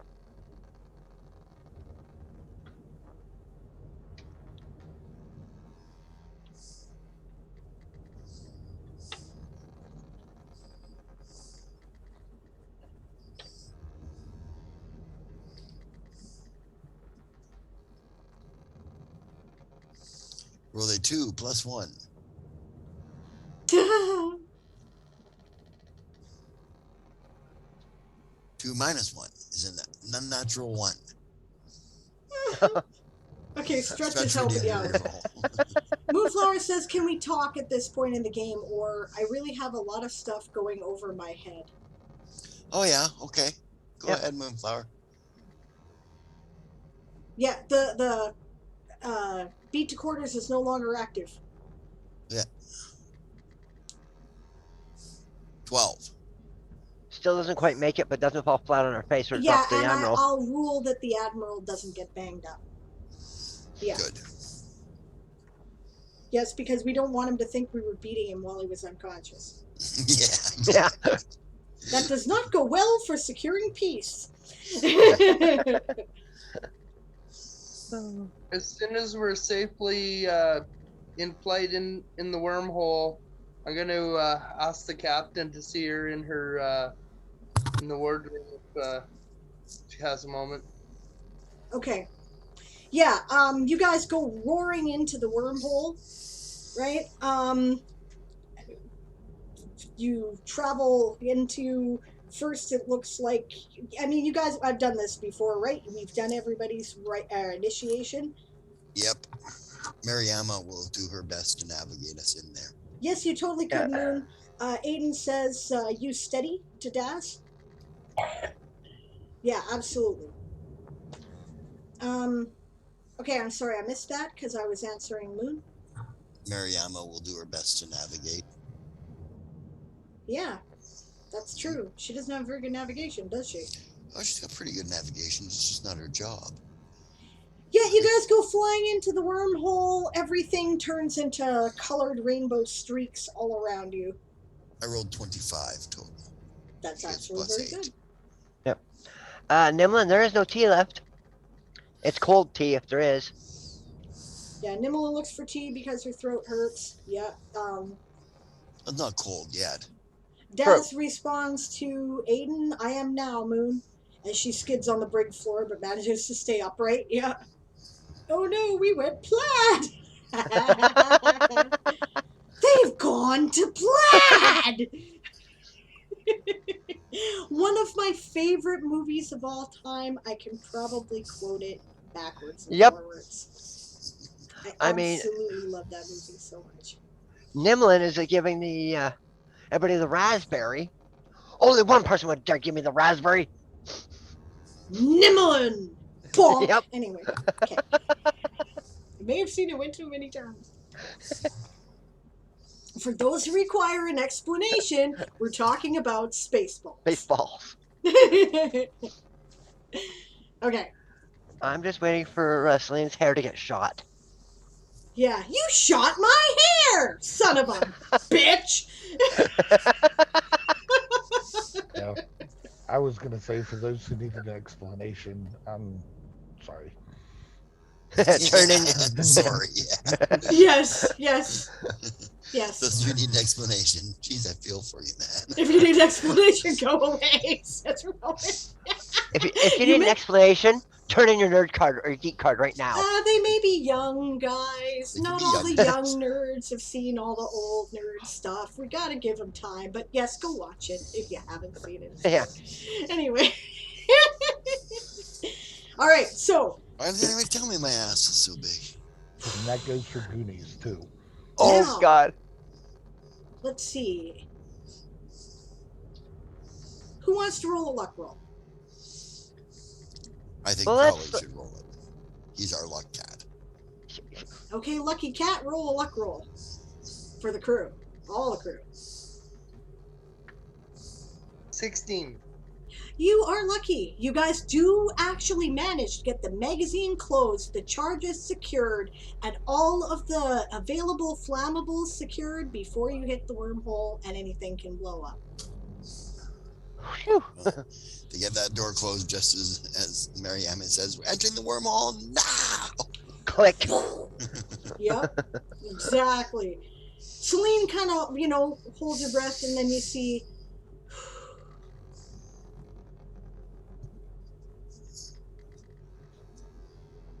casualty report, she says. 2 Fomorian ships. Minor injuries. She looks at Madrimlian with a steely eye. Damage report, she says, after nodding to Ruaville. All systems good. Matt, Alana. Good work, she says, except I have to ask, what the hell was that? She says, pointing to her ear. Nimelin was jamming communications. Oh. It jams all communications when she does that. You know that, right? No, I didn't. Yeah. You do know. She says, very well done, Commander. Thank you very much. She says, I have the deck and the con. Avalana, you have the deck and the con. Let's see if we can... I realize it was an on-the-fly navigation calculation, but let's see if we can figure out our estimated time through the wormhole. Yeah. So this is like a Magitech campaign, asked Dragonfire. Correct. Welcome, and thank you for being patient. Yes, it actually is using the Pathfinder First Edition system, and it takes place in the fictional universe that I write, which is the Toy Soldiers Saga. Book 1 is there now, except it's backwards, but there you go. It's called A Few Good Elves. And it's, science fiction, but with magic. Yeah, exactly.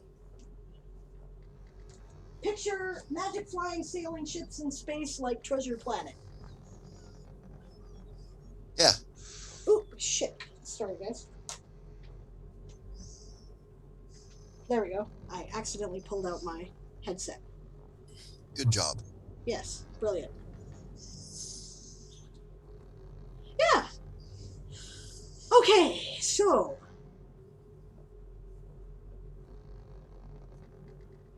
Oh, you guys know each other, I take it? Cool. Yeah. How you doing, Dragonfire? I've seen you in other streams as well. I think I It's Siobhan recognize your speaking. name, and I'm not even sure it's your first time on the channel. It's just been the first time since maybe Game of Thrones last year or something. But welcome. No, I think what it is we've seen Dragonfire in He's your little brother. That's awesome. Well, welcome, But- Dragonfire. We're glad to see you, and yeah. If you have questions, feel free to ask, and we'll try to answer them as soon as we can with natural pauses in the game. Yeah. By the way, Madrimlian starts. very well done, everyone, on that combat. Lots of clever thinking there. A couple of not very great forethought things, but mostly it was really clever, guys. You had good tactics, and that is why you succeeded. That was well done. Oh, Whirl Anvil is cool. Yep. Madrimlian starts prepping the stuff for the ceremony to come. Yep. All right. Xerxes gives orders to everyone to go about secure everything properly now. Mm-hmm. Actually, I think our entire crew is done crossing the void, so it'll just be updating cats. Yep. Yep. Nope, because Nimlin just came on it in Alasia. So did Daz. Dad's already crossed the stream. She comes from Cimarron. Right. Oh, shoot, but Nimlin is from Alasia, so. Yeah, that's true, actually. One pollywog. Oh, you poor thing, she says.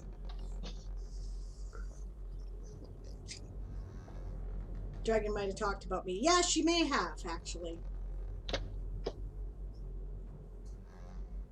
Yeah, cool. All right. So yes, at this point, since Xerxes seems to still have things well in hand, Celine will leave him to it and go and speak with Crowley in her wardroom. Mhm. As well as Madrimlian. Yep, Madrimlin will go. Okay.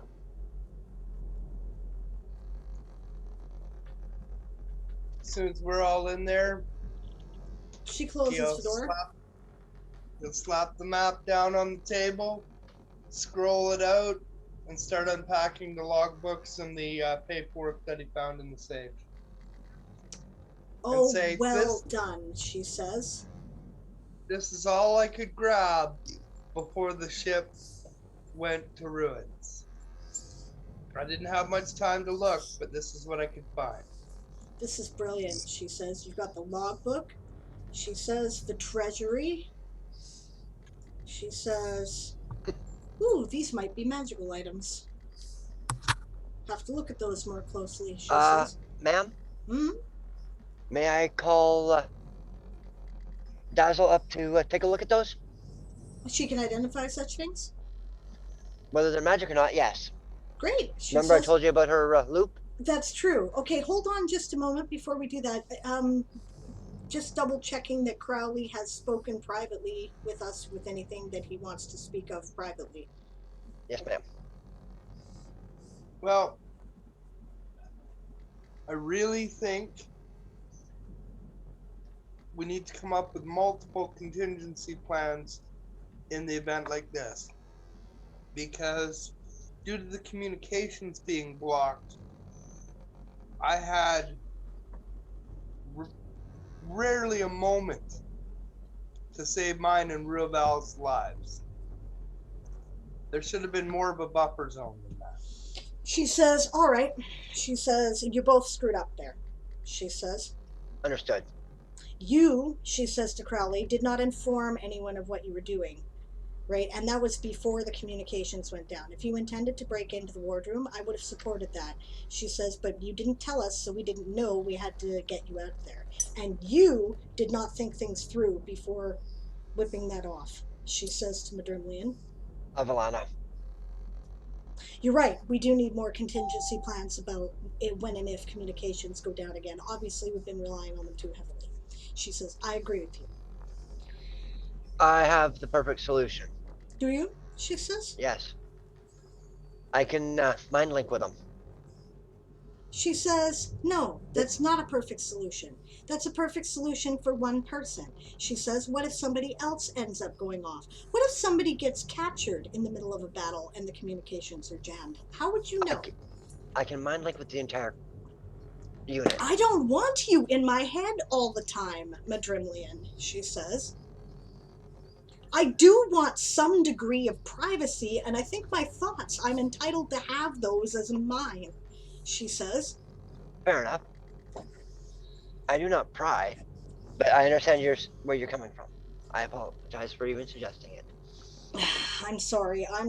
To be fair, I am still on edge. You're right, this was a very close call, she says, nodding to Crowley. I don't like close calls. Neither, and I apologize, Crowley. I should have been thinking more clearly. Well, you know what? Let's look at it this way. I'm still the luckiest Phoenix in the stars. Truth, she says.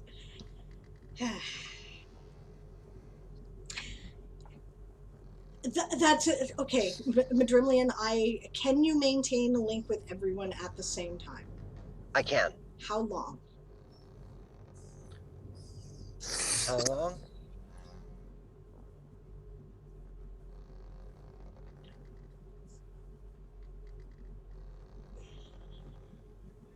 For about 50, just under an hour. That long. Yes, ma'am. That's excellent. That should cover almost any situation. Okay, she says, all right, I've changed my mind. That may be a good plan in such situations. She says, we'll have to talk to everyone else about it and see how they feel about it because it is kind of invasive, she says. On the other hand, she says, we also need a plan for if psionics are not an option. And some kind of signaling system, personal signaling system, isn't a bad idea, she says to Crowley. So, let's see. Work on that, Madrimlian, she says. That seems to be your field, she says. Avalana. Crowley, I'll need your help too. That's an even better idea, she says. All right, I'm in. Thank you, gentlemen, she says. And despite my, she says, any battle we survive is a good one, she says. And my mother always made a point of trying not to second guess the people on the ground, she says. But in the future, yeah, you need to be a bit more communicative and you need to be a bit more aware, she says. Yes, ma'am. Yes, ma'am. Okay, anything else before I call in Dazzlecat to identify whether or not these are magical, she says. No, I don't believe so. Thank you for getting these, Crowley. You did well, she says. She puts almost everything in the safe except anything she suspects might be magical. For the Do moment. you want me to go over the logbooks? It might give us some information on troop strength and whatnot too. That's a good idea. And why don't you get Arian to help you with that as well? He seems to have a very good, solid grasp of tactics. Avalana. Before you leave the logbooks, maybe you should have Daz have a pass over them as well. Just to make sure? Okay, she says. You do realize that Dazzlecat is not cleared to have the information that is in the logbooks because she's not an officer, right? She's only got to see the outside cover to see if the book is magical. That's Okay. true. And if there's a page within it, that page would glow, then would it not? It would, Or indicate as far as I know. just that page is magical. Something like that, yes, she says. Okay. All right, fair enough. She says, yeah, go ahead and fetch her, she says to Crowley. Thank you. In the meantime, I'll catch up what other people were doing in the chat, because obviously this is going to have a bearing. And what were the other PCs doing while that was going on? Ruvel's going to siege the admiral and the sub admiral. Okay, they're both still unconscious. Yeah. Make them comfortable. Okay, Von Vin? And Oh, call sorry. Von Vin. And call Von Vin, okay? So never mind, Von Vin was going to go do something and got called down to the brig. Can't hear you, you're muted.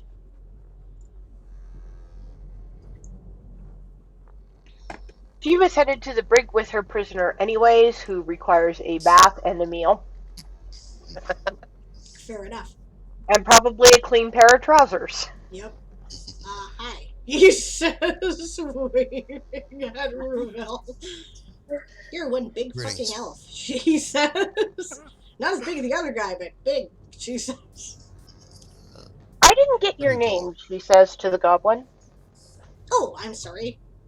Anybody got the goblin name generator handy? Ribbix. Ribbix. I'm Ribbix, he says. Ensign Von Vin, ship's assistant druid. Welcome aboard the Voidchaser. Thank you. And thank you for your swift surrender. It allowed me to rescue you without any conscience. And having to account to the captain, because I still would have felt bad. Good to know, he says. Hey, wait a minute, Voidchaser, right? That's right. I heard you guys are good to goblins, he says. Try to We're be. good to everyone, my friend. Come sit down. Okay. We'll get you some food. Thank you, he says. Then can you check out these two and make sure that they're okay? Sure. If you Thanks. can make sure that Ribix gets at least a nominally warm bath and a clean pair of trousers. Oh, sure. Because without even thinking about it, they divested themselves entirely of the contents of their pockets. Good Also, idea. they might have been on fire. So Yeah. we're We going made into a a hasty wormhole. entrance into the wormhole, so. And I know how important a goblin's treasures can be to them. Ribix, do me a favor and help Von Vin out with these two guys. Sure, he says. I'm not really a healer, but... No, just, she's got to check them over and make sure they don't have anything flammable on them, too. Yeah, you guys all of a sudden hear this, raspy bird voice say, "Want some Soroka ants? Soroka ants! Tasty!" What's up? Sure, he says. That sounds like food. It's food. Okay, he says. Not poison, is it? Spicy ants. No, wait a minute. You guys said you were good at goblins. Okay. We wouldn't poison. I heard you guys were good.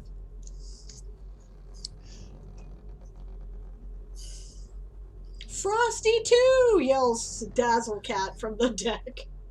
Or from the brig, yeah. On the other side of the brig. Frosty too. Quill goes and fetches. The bird flies off, comes back with a bag full of, Soroka-covered dried ants. Okay, I am going to catch up the chat crew here for just a minute because they've caught up to you, so I want to make sure I haven't missed anything. Aiden Moonflower's from Malaysia, but I think her backstory said she'd been in the Marines a few months. That's right. Okay, so there is no crossing the stars ceremony. Just everybody updates their tats to become golden shellbacks. Right?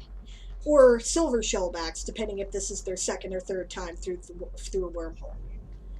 Daz takes the first watch and sends Aiden to report the prisoner is secure to the captain. I think Aiden outranks your ass. They're both corporals. They're both corporals? Okay, we'll ask then. You can't send if they... Well, you know that, right? To report the prisoner is secure to the captain and reluctantly sends a bag of all the confiscated items taken from the admiral, including his belt. Oh, wow. Honest rogues. Honest Daz. Amazing. Nimlin is noticeably twitchy going about her tasks. Twitchy like how? Anxious? Nervous? Has a tick in her right eye?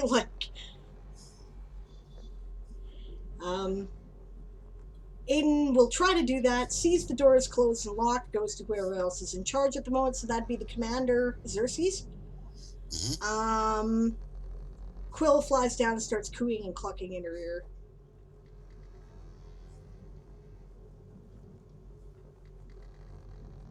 Yeah. And I believe that was an out-of-character conversation between Daz and Siobhan, so I will leave it. Yeah, the procedure is usually to wait outside the door, points out Daz in the military. Yeah, it tends to be. Oh, then I'm waiting outside the door. Okay, so we'll catch up with you in a moment. And now we know where we're at. Aiden's pretty laid back. Nimlin is having unknowable void flashes with the colors.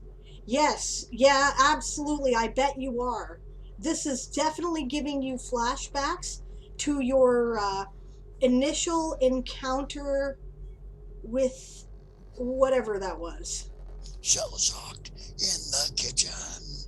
Tables overthrown.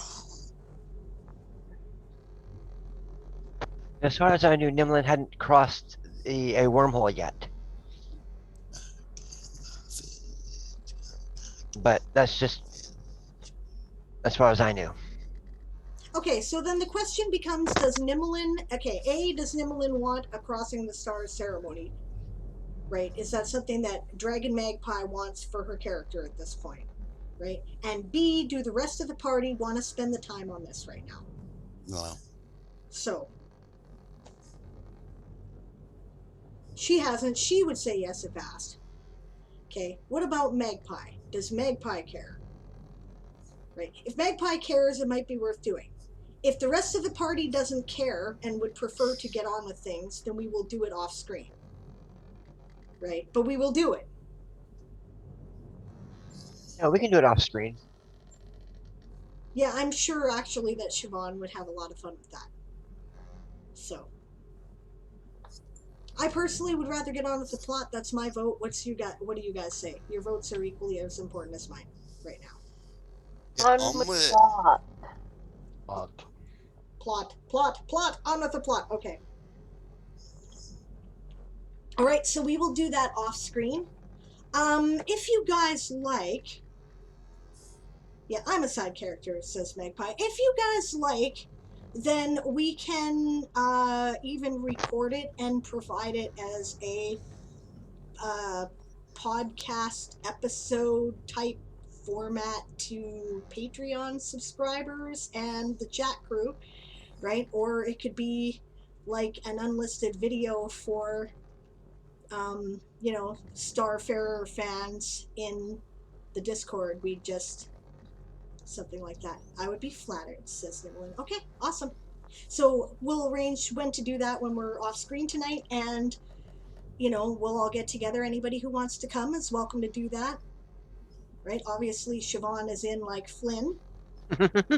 So it's kind of fun. It is kind of fun to do Crossing the Stars ceremonies. But I agree, we've done it twice now in game, so I would prefer to get on with the plot myself. So, Yeah.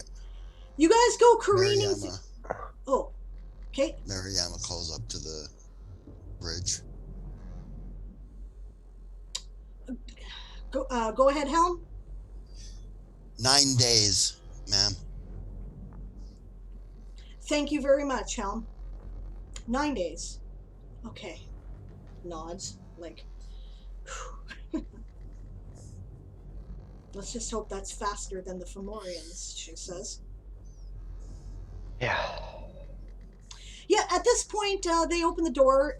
Unless other people were doing other things while this conversation in the brig was going on. Arden would have went and immediately hit the books about scrying spells and how to protect them from outside influences and such. And I do believe Crowley was sent to get Daz. Yeah, Crowley was sent to get Daz. Arian, what were you doing during this time?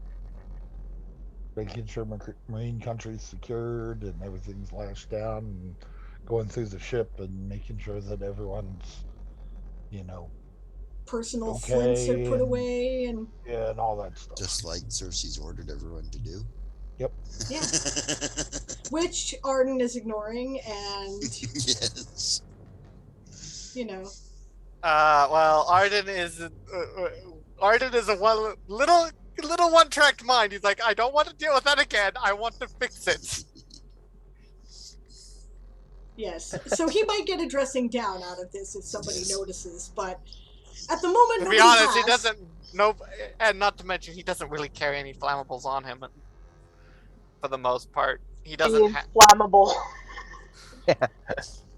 His spell components, I guess it could be a few spell components he might have, but other than that, like, he doesn't have the fireball spell, so he doesn't carry back mono, and so I don't know what other spell components that the spells I might have. Right. Hi, Haley. Welcome to the stream. Haley H Creates is going to be one of our Game of Tones streamers. So if you're not following them yet, that is their link, and you should go check them out. But they stopped in to say hi and welcome, and thank you for doing that. Okay. Hello, Haley. Wow, everyone knows me. Well, I know ya. Well, yeah, I've been in your stream enough. Okay, so yes, catching up on what I missed here. Nimlin says, if permitted, Nimlin has probably gone below deck and found Daz. I think Nimlin's a little, yeah. I don't think Nimlin is aware of the order to check things over, because you said that they're kind of having a moment, so they're kind of walking around twitching. Okay, no problem there, Aiden. Aiden is taking a break to resolve their vertigo We'll assume that, what was it? Yes, you brought the stuff from Daz to Celine. She looks at it and thanks you for bringing it to her attention. So that's perfect. Good night, Haley. Thanks for Good joining night, us. Haley. Have a good night, Haley. And then I'll see you in 10 minutes when you're better. Before that, she Yeah. went to the brig because she thought Daz would be there because prisoners and she usually guards. Yeah, she talked. Okay, I'm trying to keep a bunch of things in mind all at once in terms of sequence. So what happened in my mind to make all of this possible, since a bunch of people were doing things at the same time, was she went down to the brig with Daz. She spoke to Daz for a minute. Daz went through the pockets of the admiral and vice admiral, gave the shit to Aiden and said, "Would you please take that to the captain?" She said sure, and she went upstairs. After that, immediately following that, that is when Ruavel came down and Von Vin. That is how or Von Vin, then Ruavel. That's kind of how I'm doing it in my head to make everything kind of happen. Okay.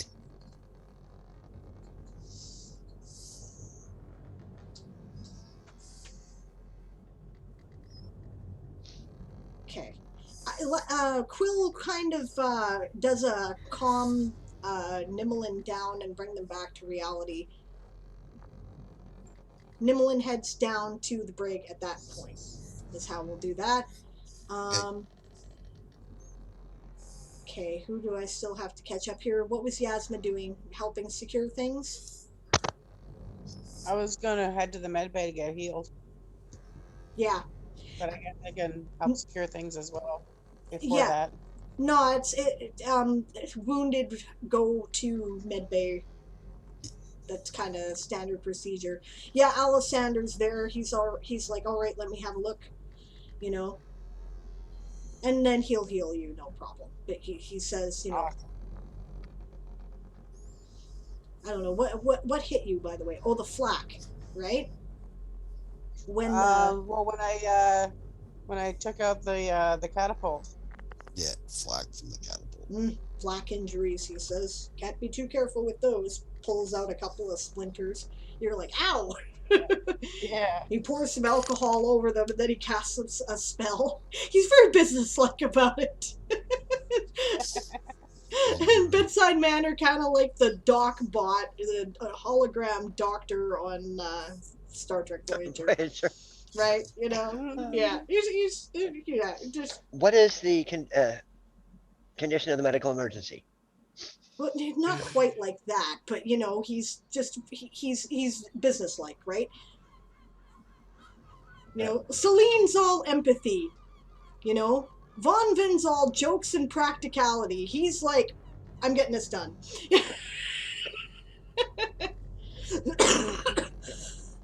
Sorry about that. Okay, so where the hell are we catching up with? Yes, so a bunch of people assemble in the brig, it sounds like. Okay.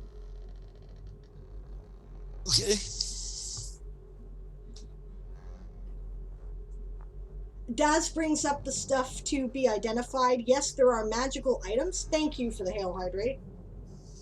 Plancha. Okay, yes, there are magic items in there. We will go over the details of them afterwards. I just thought at 9th level you ought to have some magical items. Other than the ones I make, I guess. Well, you know, you guys are kind of under-treasured at this point, right? Yeah. I can only make them so fast. Yeah, exactly. So it was time. It was time to make some magic items. There is also a spell book in there. Spellbook.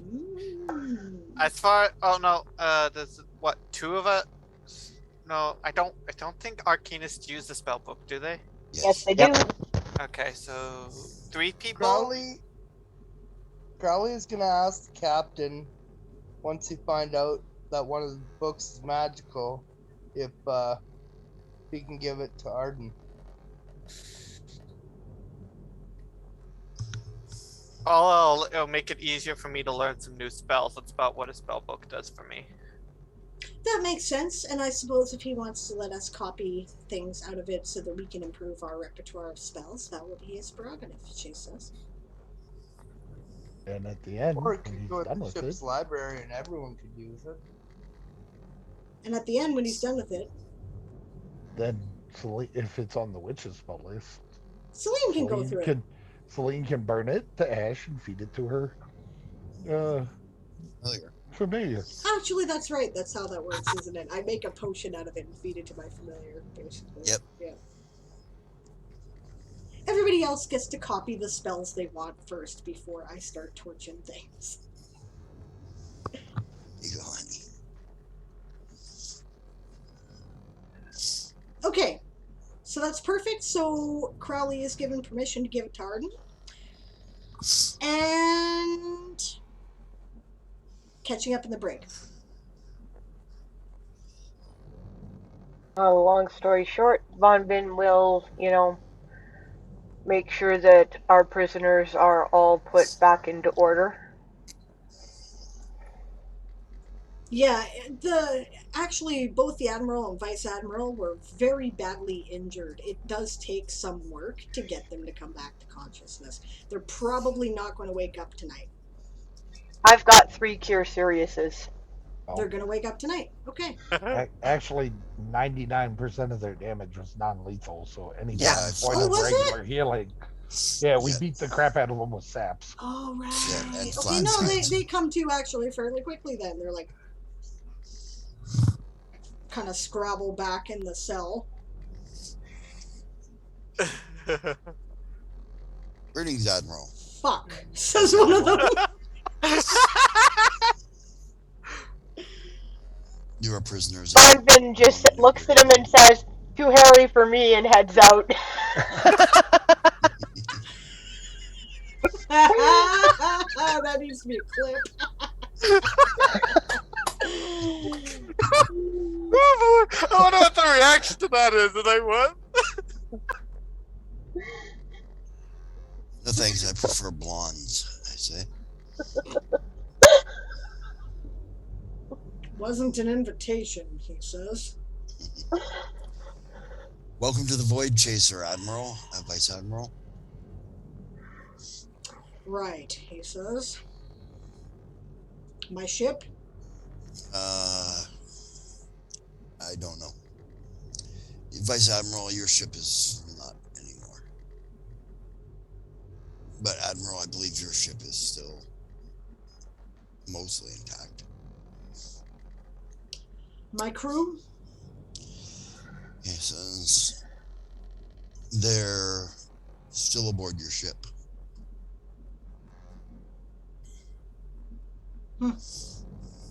You were kidnapped. Well, that's not something I saw coming, he says. Clearly, we have underestimated you. Clearly we underestimated you too. Apparently not. We are here, he says. We never expected the Fomorians to be able to mount this much force.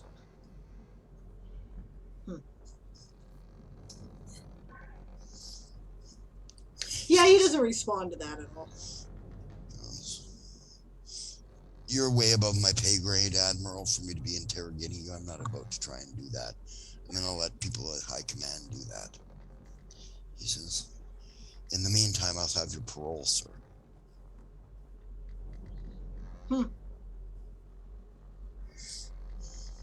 Oh, sir, says the goblin. This is the Voidchaser.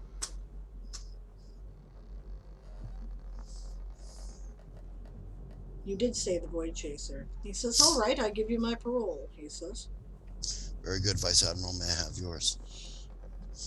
Yeah, they hand over their axes. Yeah, I didn't take them from them at this point. Oh, and then they go, put them back on and peace knot them. You recognize a clan axe when you see one. Yeah, I do. Might be hope for you yet, he says. He says, I'll take you to my captain. He says, she may have some questions for you. Are you hungry, sirs?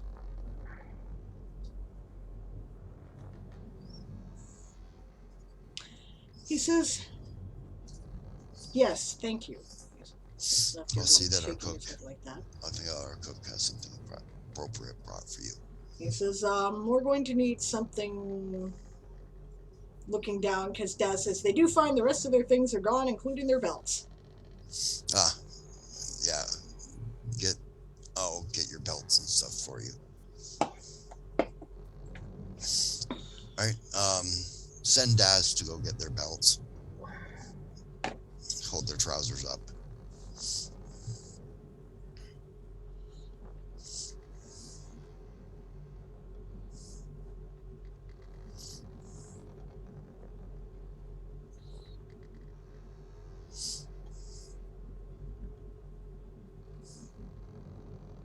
Okay. Yeah.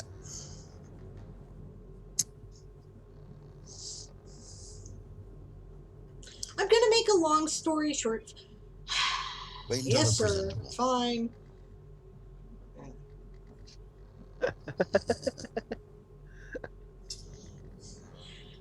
I'm gonna make a long story short. You bring them to meet Celine. Stay out of the garbage. Celine, welcomes them aboard in a, polite but firm kind of way, right? And invites them to dinner in the wardroom with her this evening, right? Which is the custom with high-ranking officials. And they accept the invitation.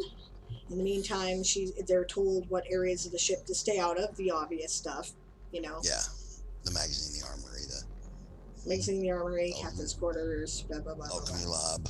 Alchemy lab, yeah. Alchemy lab is locked. Yeah, Dad's like, well, first let's take their belts now to get them back. Muttering to herself under her breath. Yeah. And that all business goes, and then they, someone is assigned to kind of, see them around the ship. Yep. Right? Let's see. We'll have Aiden assigned to that role, since Aiden is currently not in the chat. And then Celine will call for a debriefing, I guess, in the wardroom of the officers. Hey. Yep. Captain, my captain. Ma'am? Ma'am? She says, all right, how do you think we did? Well, aside from the obvious error at the end, I thought we did pretty good. That was kind of a perfect storm, and we'll discuss that, she says. But yes. Looks to Vonvin. I think we did really well, other than some people did not stick to their orders, and while initiative I know is very appreciative, she says, in some cases I've noticed in the last 2 actions this particular brand of initiative has had to result in some plan shuffling that maybe didn't put people at optimal placements. Yep, we're going to talk about that too, she says. I agree. Arian? I think we did well. I think our tactics are working, but I would not expect them to keep working. They will adapt. And he'll look directly at Majerlian and politely say, on the Admiral ship, we waited until everyone cleared before the bombs went down the hatch. I did not see everyone off the deck other than you and me on the Vice Admiral ship when the bombs went down the hatch, sir. Understood. Arden, your thoughts?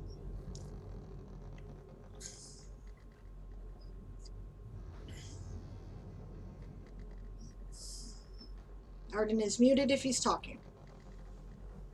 Ah, God damn it, my mic was up this time. Anyways, as I was saying, I figure I should spend my time, put all my other research aside and put a priority on figuring out how to protect the communications from ourselves. That's an excellent idea, actually. She says, good thinking. Okay. Yes, you have my permission to carry on with that. That sounds great.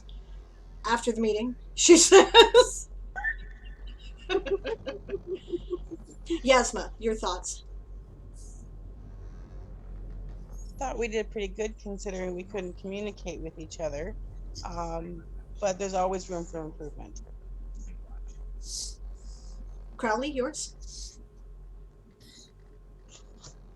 Well, we got a couple of major players, some solid intel. We all made it back alive. I consider that a win. Madrimlian. Communication fell apart on all sides, and I was one of the most at blame, and I will accept that blame. Were you?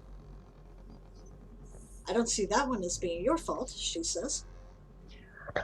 As Arian pointed out, I did not make sure everyone was clear before I dropped the bombs. Therefore, it's my... That's true, and yes, that was definitely a mistake. We've already talked about this, she says. Yes, ma'am, we have. However, that has nothing to do with the loss of communications. That's not your fault, she says. Fair enough. As for the overall mission, we scuttled 2 of their ships, captured 2 of their top brass, set their fleet into disarray, as far as we could tell. But they were heading straight for the wormhole when we headed in, so this isn't over yet. Far from it. True enough, she says, and we're going to have to discuss our next move once we're finished traveling through the wormhole as well. That's part of what we're here for, she says. I will point out, ma'am, that if they were in that bad a disarray, they're going to hit the wormhole staggered and not in formation and not at a unified speed, so they're going to straggle through coming behind us. Yeah, we'll have lots of chance to hit and run, though.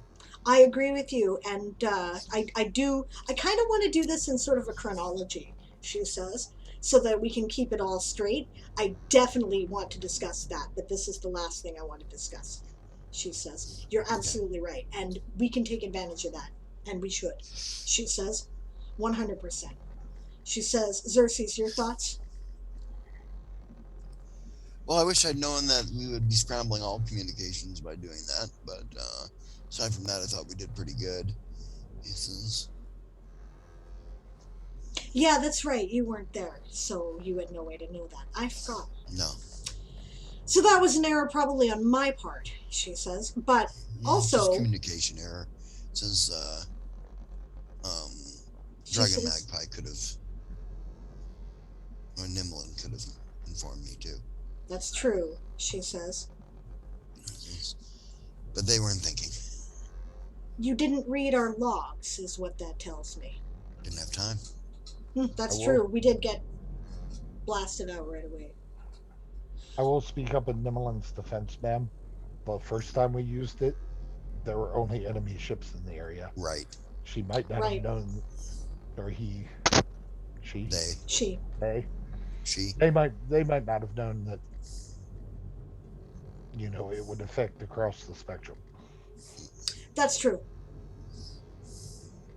Yeah, okay, Magpie confirms she for her gender pronoun. So, yeah, the characters anyway. Keep in mind that the characters and the players often have different gender pronouns. So. Oh, very much so. Right, my character's pronouns are he, they. Mine are Lord and Master. Yeah, I guess Alessander was the last officer, right?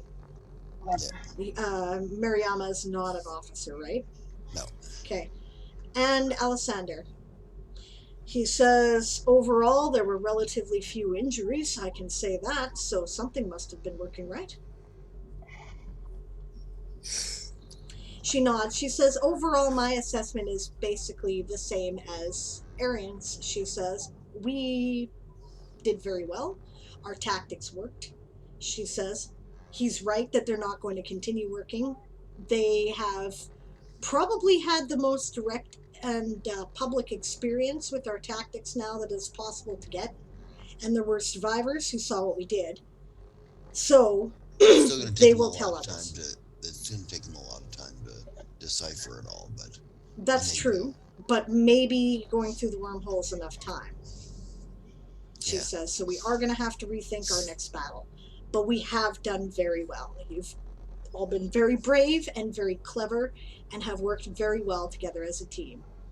Yes, there are things that could be improved. One, obviously, as Ensign Crowley has pointed out to me, we do need a plan for when communications go down. Mariama says, I could teach you the Slua silent tongue. The Slua have a silent tongue. Mm-hmm. I would love to learn that. I think that might be just the thing, she says. That's what I. Thank you. She nods. Teach it to the works to you. That's wonderful, she says.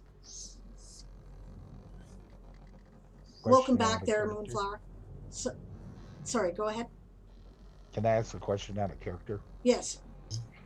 So in 3.5, there was a companion spirit in DM2, which gives you message spell at first level, it costs XP and GP.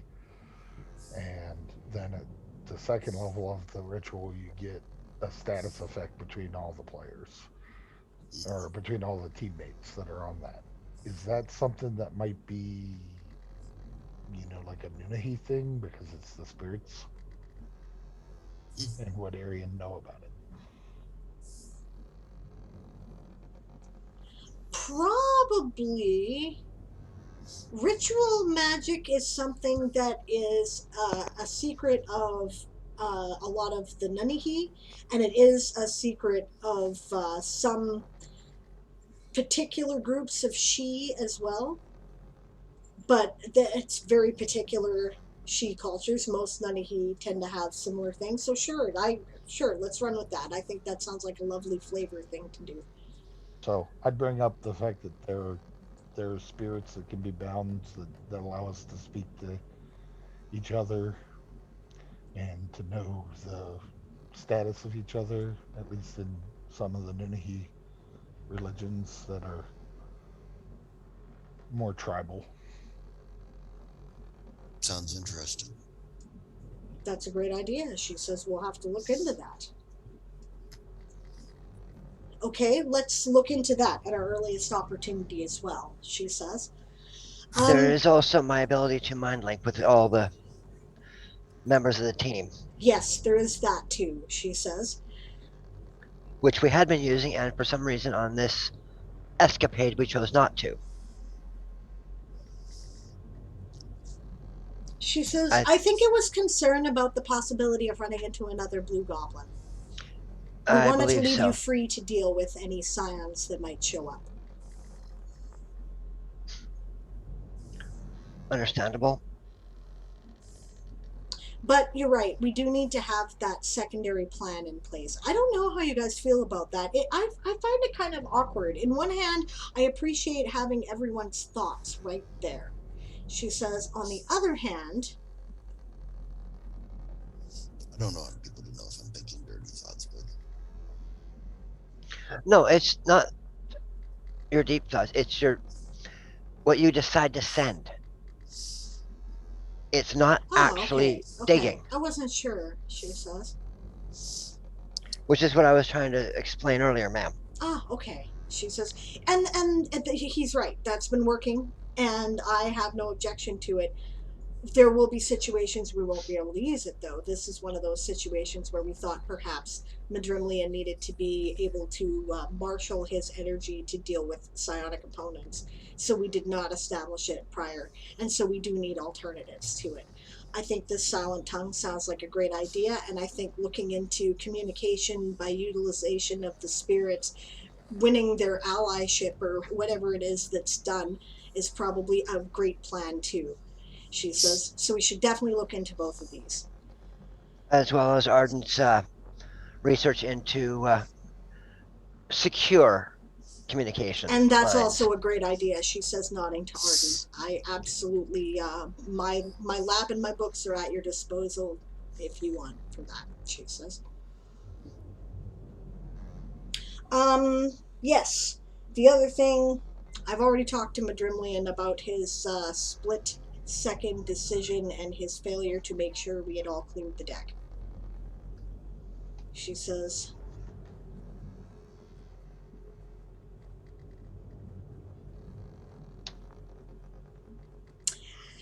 and I've talked to Crowley about his desire to not inform us of what he's doing.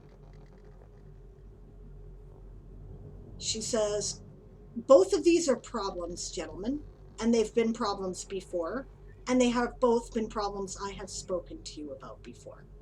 I would like to see some improvement in this department. Crowley, you have been improving.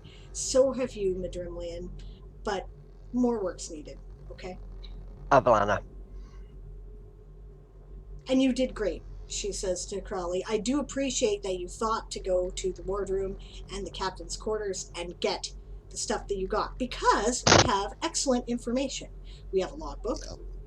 which I would appreciate. I've directed Madrimlian and Arian. I don't know if he's had a chance to inform you yet, Lieutenant, but I'd like both of you to go through the logbook, because Madrimlian tends to have a sense for codes and deciphering that sort of thing, and you have a great head for tactics, and I'd like you guys to glean whatever you can out of that so that we can inform whoever's on the other side of the wormhole on our side as soon as possible when we get there. I also have an understanding of the written Valorian language. Lord. Which I do not. That's So good, because I don't either. that's fantastic. So you'll have to I read and dictate write it. Valoric. Do you? Oh, that's wonderful. Okay, maybe you can help, she says. And Goblin. Likewise. I haven't had time to learn this. You guys will have to teach me, she says. I'm working on it. Me too, and Arian says, fuck off. Twig likers. Fuck off. Okay, that was actually inspired, she says. Well done. Oh. Well done. She says, okay. Is there anything else that you think needs going over as far as that goes? I think those were our three major faults in the operation.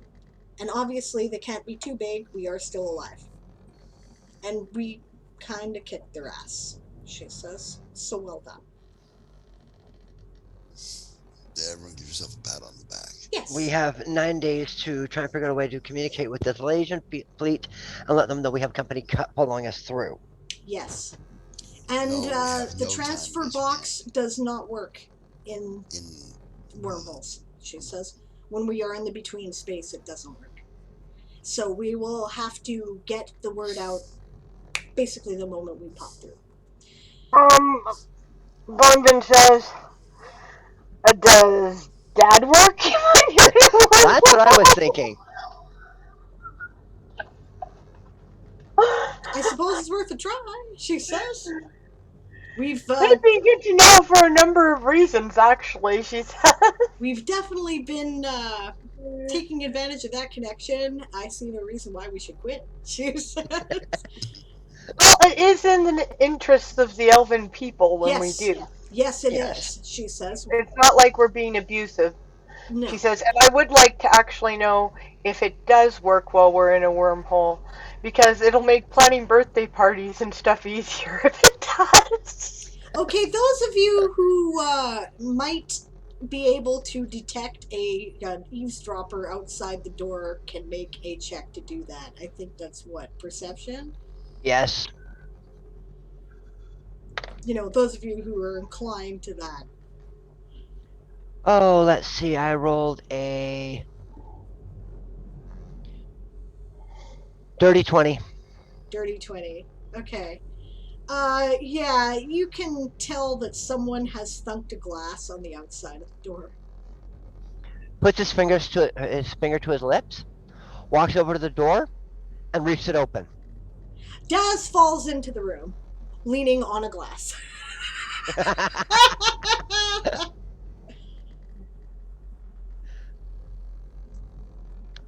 Figure you should be involved, Corporal. Celine raises an eyebrow. and folds her arms. Oops, she says. But Johnny's just Crowley looking at her, shaking his head. points. The rum is in that direction, sailor. You were napping with your ear to a glass to the door. I see. I always fall asleep with my ear to a door.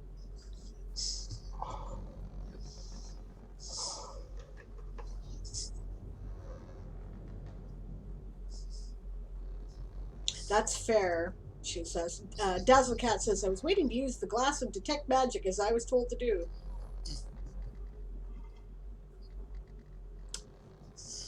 Eavesdropping on the conversation is not something you were told to do, she says.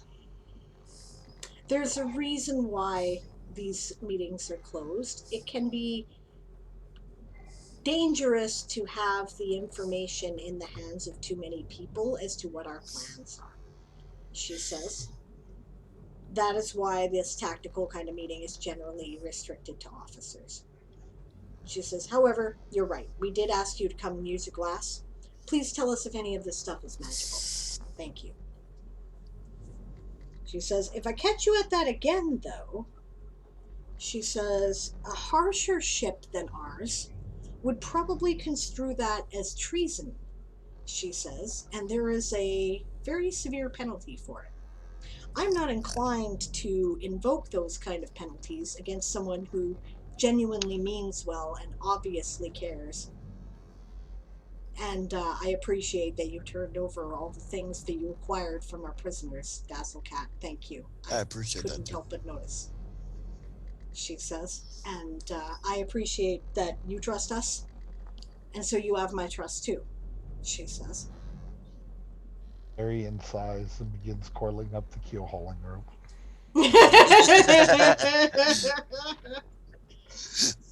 She says, don't let me catch you at this again.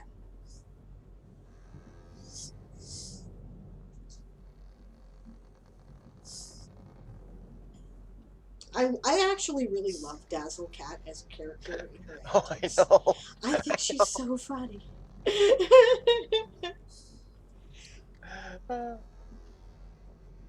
You won't, says Daz. All right then. And out of character, Des, as a player, you should know that Arian feels the need to maintain his hard ass reputation. Yeah. Yeah, he's all bark and no bite. Yep. Well, okay, actually he can bite, but He's all you bark really and have to very work. little bite. You really have to work to earn the bite. So, quick question. Yes. Other than the book, what other items were there? You know, honestly, I have not yet had a chance to pick them out of the treasure vault as of the DM lore, as it were. So I am not Okay. prepared to give them to you tonight. I promise you I will give them to you by next time. Okay. Okay. Right. All I knew was that I thought, you know what, there's got to be some magical items somewhere. This is the commander of a fleet, and these guys are woefully inadequately equipped for their level. So I figured I would find an opportunity to catch up. So Awesome. what's actually going to happen is off screen. I'm going to talk to Aaron about it, and because he's better at those kind of systems and details than I am, and we're going to come up with stuff that's suited to people. Yeah. Yeah. Yeah. And in response, Lieutenant Mad looks down at Daz and mouths the words, just not on this room. Very good. Yeah, okay, so she confirms that several things are magical. There are, you know, there's probably going to be some magical jewelry. There might be some, you know, I don't know. We'll figure it out. I can't Some make stuff. rings yet, so that works. What's up? Okay, copy that, Taz and Aaron, you said? There's some magic stuff. Yeah, there's stuffs. And yes, the book is magical. Right? Celine informs people that if any of the spells are usable by her, she has to actually destroy the written spell in order to make use of it. So she would prefer that other people go through it first. The suggestion was made to give this to Arden, since he is the most likely to be able to need and want these spells in order to create items for the rest of us. That and Von Ven. Yep, Who's that an and arcanist. oh, that's true. She's an arcanist too. Yes, she suggests that people share, right? Because the more of us that have these spells handy, the better off we all are. Monvin nods. Okay. She says different ships have different practices with the distribution of spells among their spellcasters. She says some people are very personally jealous. I don't think we need to do that. I think we can trust each other enough. But that's my feeling, she says. So, this is not an order, she says. It is a recommendation. Arian shrugs. Well, what little magic I have doesn't work that way, so I'm not too worried about it. Fair enough, she says. The little magic I have, says Ravel, involves me kicking things in the crotch. Or hitting them with the broadside of your sword or a sap or something like that. Yeah, flat siding in the back of the head. By the way, Yasma, speaking of which, I saw that uppercut you did with the back of the scimitar. Nicely done. Thank you very much. Yeah, but little magic I have explodes heads, so I'm not going to worry about it too much. Yeah, despite not being a spellcaster, Nimmelin gets a shiver. Okay, gang, it is 9 minutes after 9 o'clock. That is our usual quitting time. We have not yet discussed our strategy for when we head through the wormhole, but I know that Dawn and Blake will have to go soon, and I can see Rowan liquefying into the chair over there. So I'm thinking that perhaps this discussion is best kept for next time. Am I correct? Yeah. Yes. Yep. Have a good Rowan night, and gang. Chris have been up at 4 a.m. for 2 days running. Fair enough. Nice. And Good night, I have a guys. stream tonight, so I need to go to bed too. That's for an also Good hour. night, true. guys. All right, so thank you very much, everyone, for joining us. What's your thoughts on the game tonight? Anybody have anything good or bad to say? It No, was I've had fun.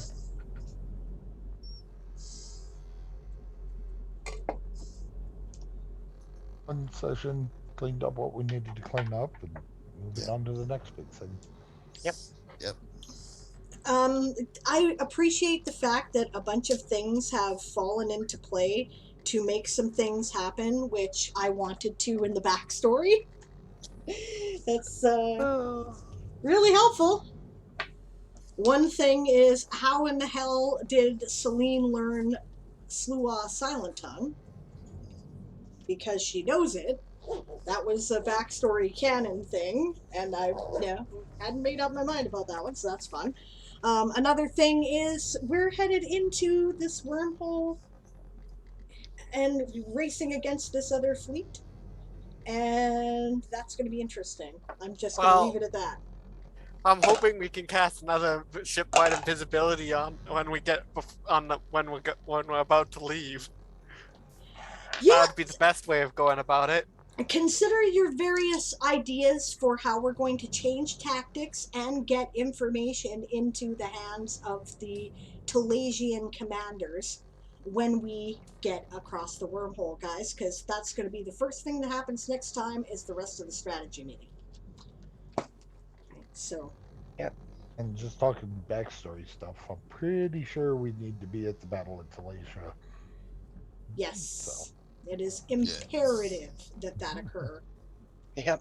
If we're going to see Xerxes take the throne. Oh, wait, did I say that out loud? Spoilers! Spoiler. Spoilers! Oh, that yeah. I guess that's the first battle that goes poorly for the Navy, isn't it? Yep. Eden, This one didn't go that well either, but it went. You know what? Actually, you guys did fucking great. And also, I appreciate the fact that nobody was playing on, metagaming stuff, right? Yeah. People were doing what they would do. That's excellent. I should be, putting all these portraits away here because they're covering all our faces. But Yeah. I mean, that's just it. Madrimlin didn't know where Crowley was, so as far as Madrimlin knew, Crowley was clear. and that's fair, right? Because he didn't say anything, which is why you're both at fault for that one. Yep. Yeah. Okay, I'm making all the pictures disappear because then we can actually see the conversation at this point. So, yeah.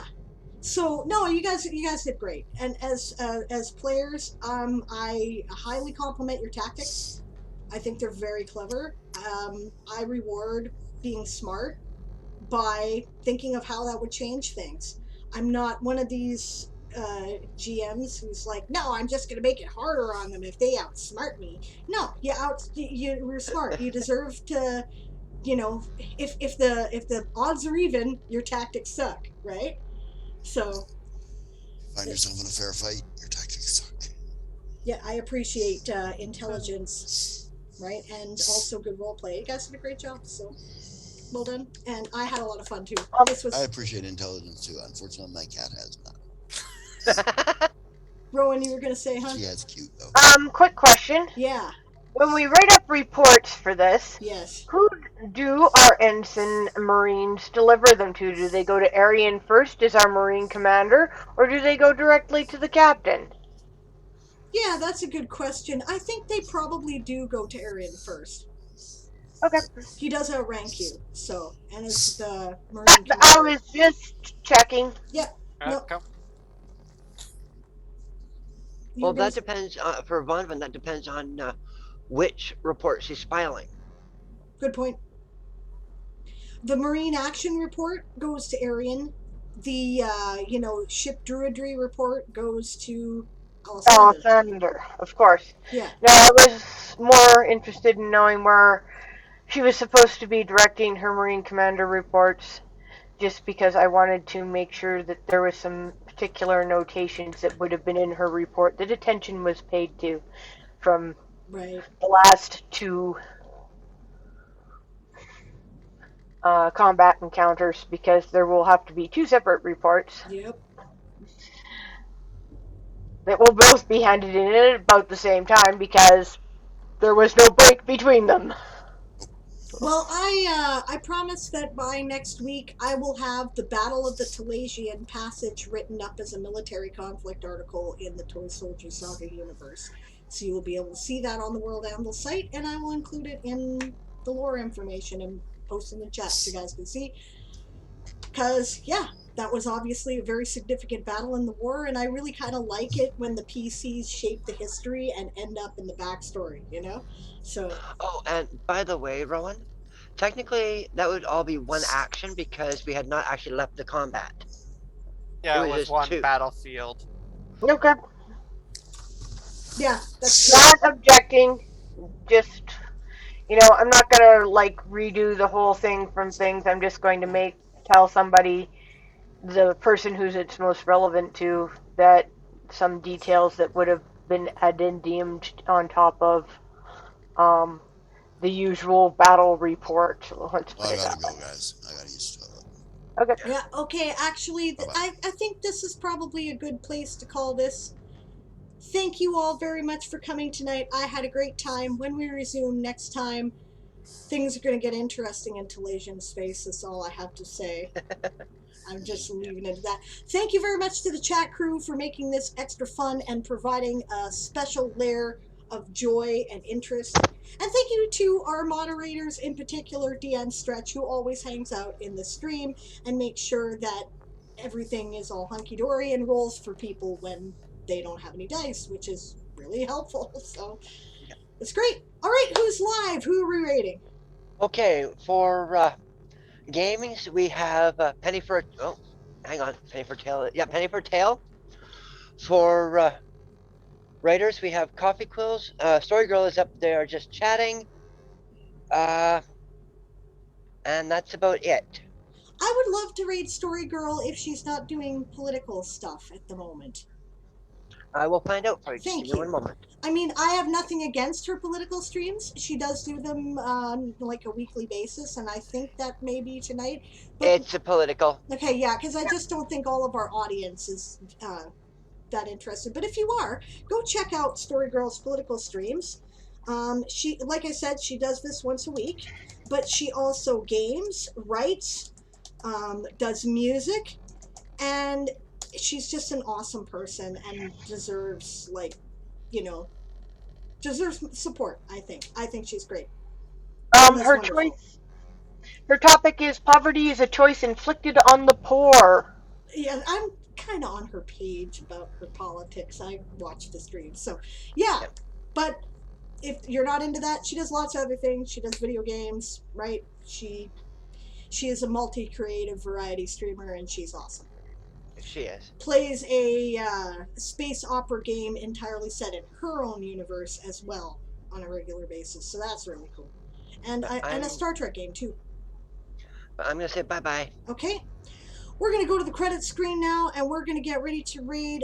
It was A Penny for a Tale, was it, that was doing games?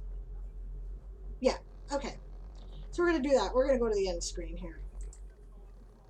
Because we raid coffee all the time, so. All right. Toy Soldiers Old School is game mastered by Sable Aradia and created by Diane Morrison. Audio and video provided by Zoom. Sound effects and ambience provided by Sirenscape. Music provided by White Sand. Check out his Patreon at patreon.com/whitesand. Mapping software provided by Campaign Cartographer 3+, World Spinner, and Incarnate with adaptations in Adobe Photoshop. Gaming software provided by Fantasy Grounds, Hero Lab, and World Anvil. Check out our campaign at www.worldanvil.com/w/Toy Soldier Saga.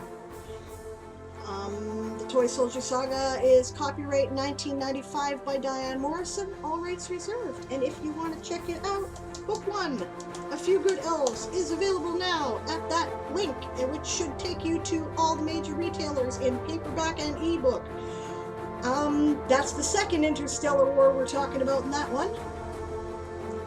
And let's see, if you want to check out our campaign website where you can check out backstory and previous videos, you can find it there.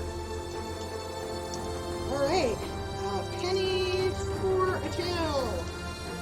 When you get there, don't forget to shout prepare to be boarded, because we are the Sable's privateers. Thanks so much for being with us tonight. Monday is our day off.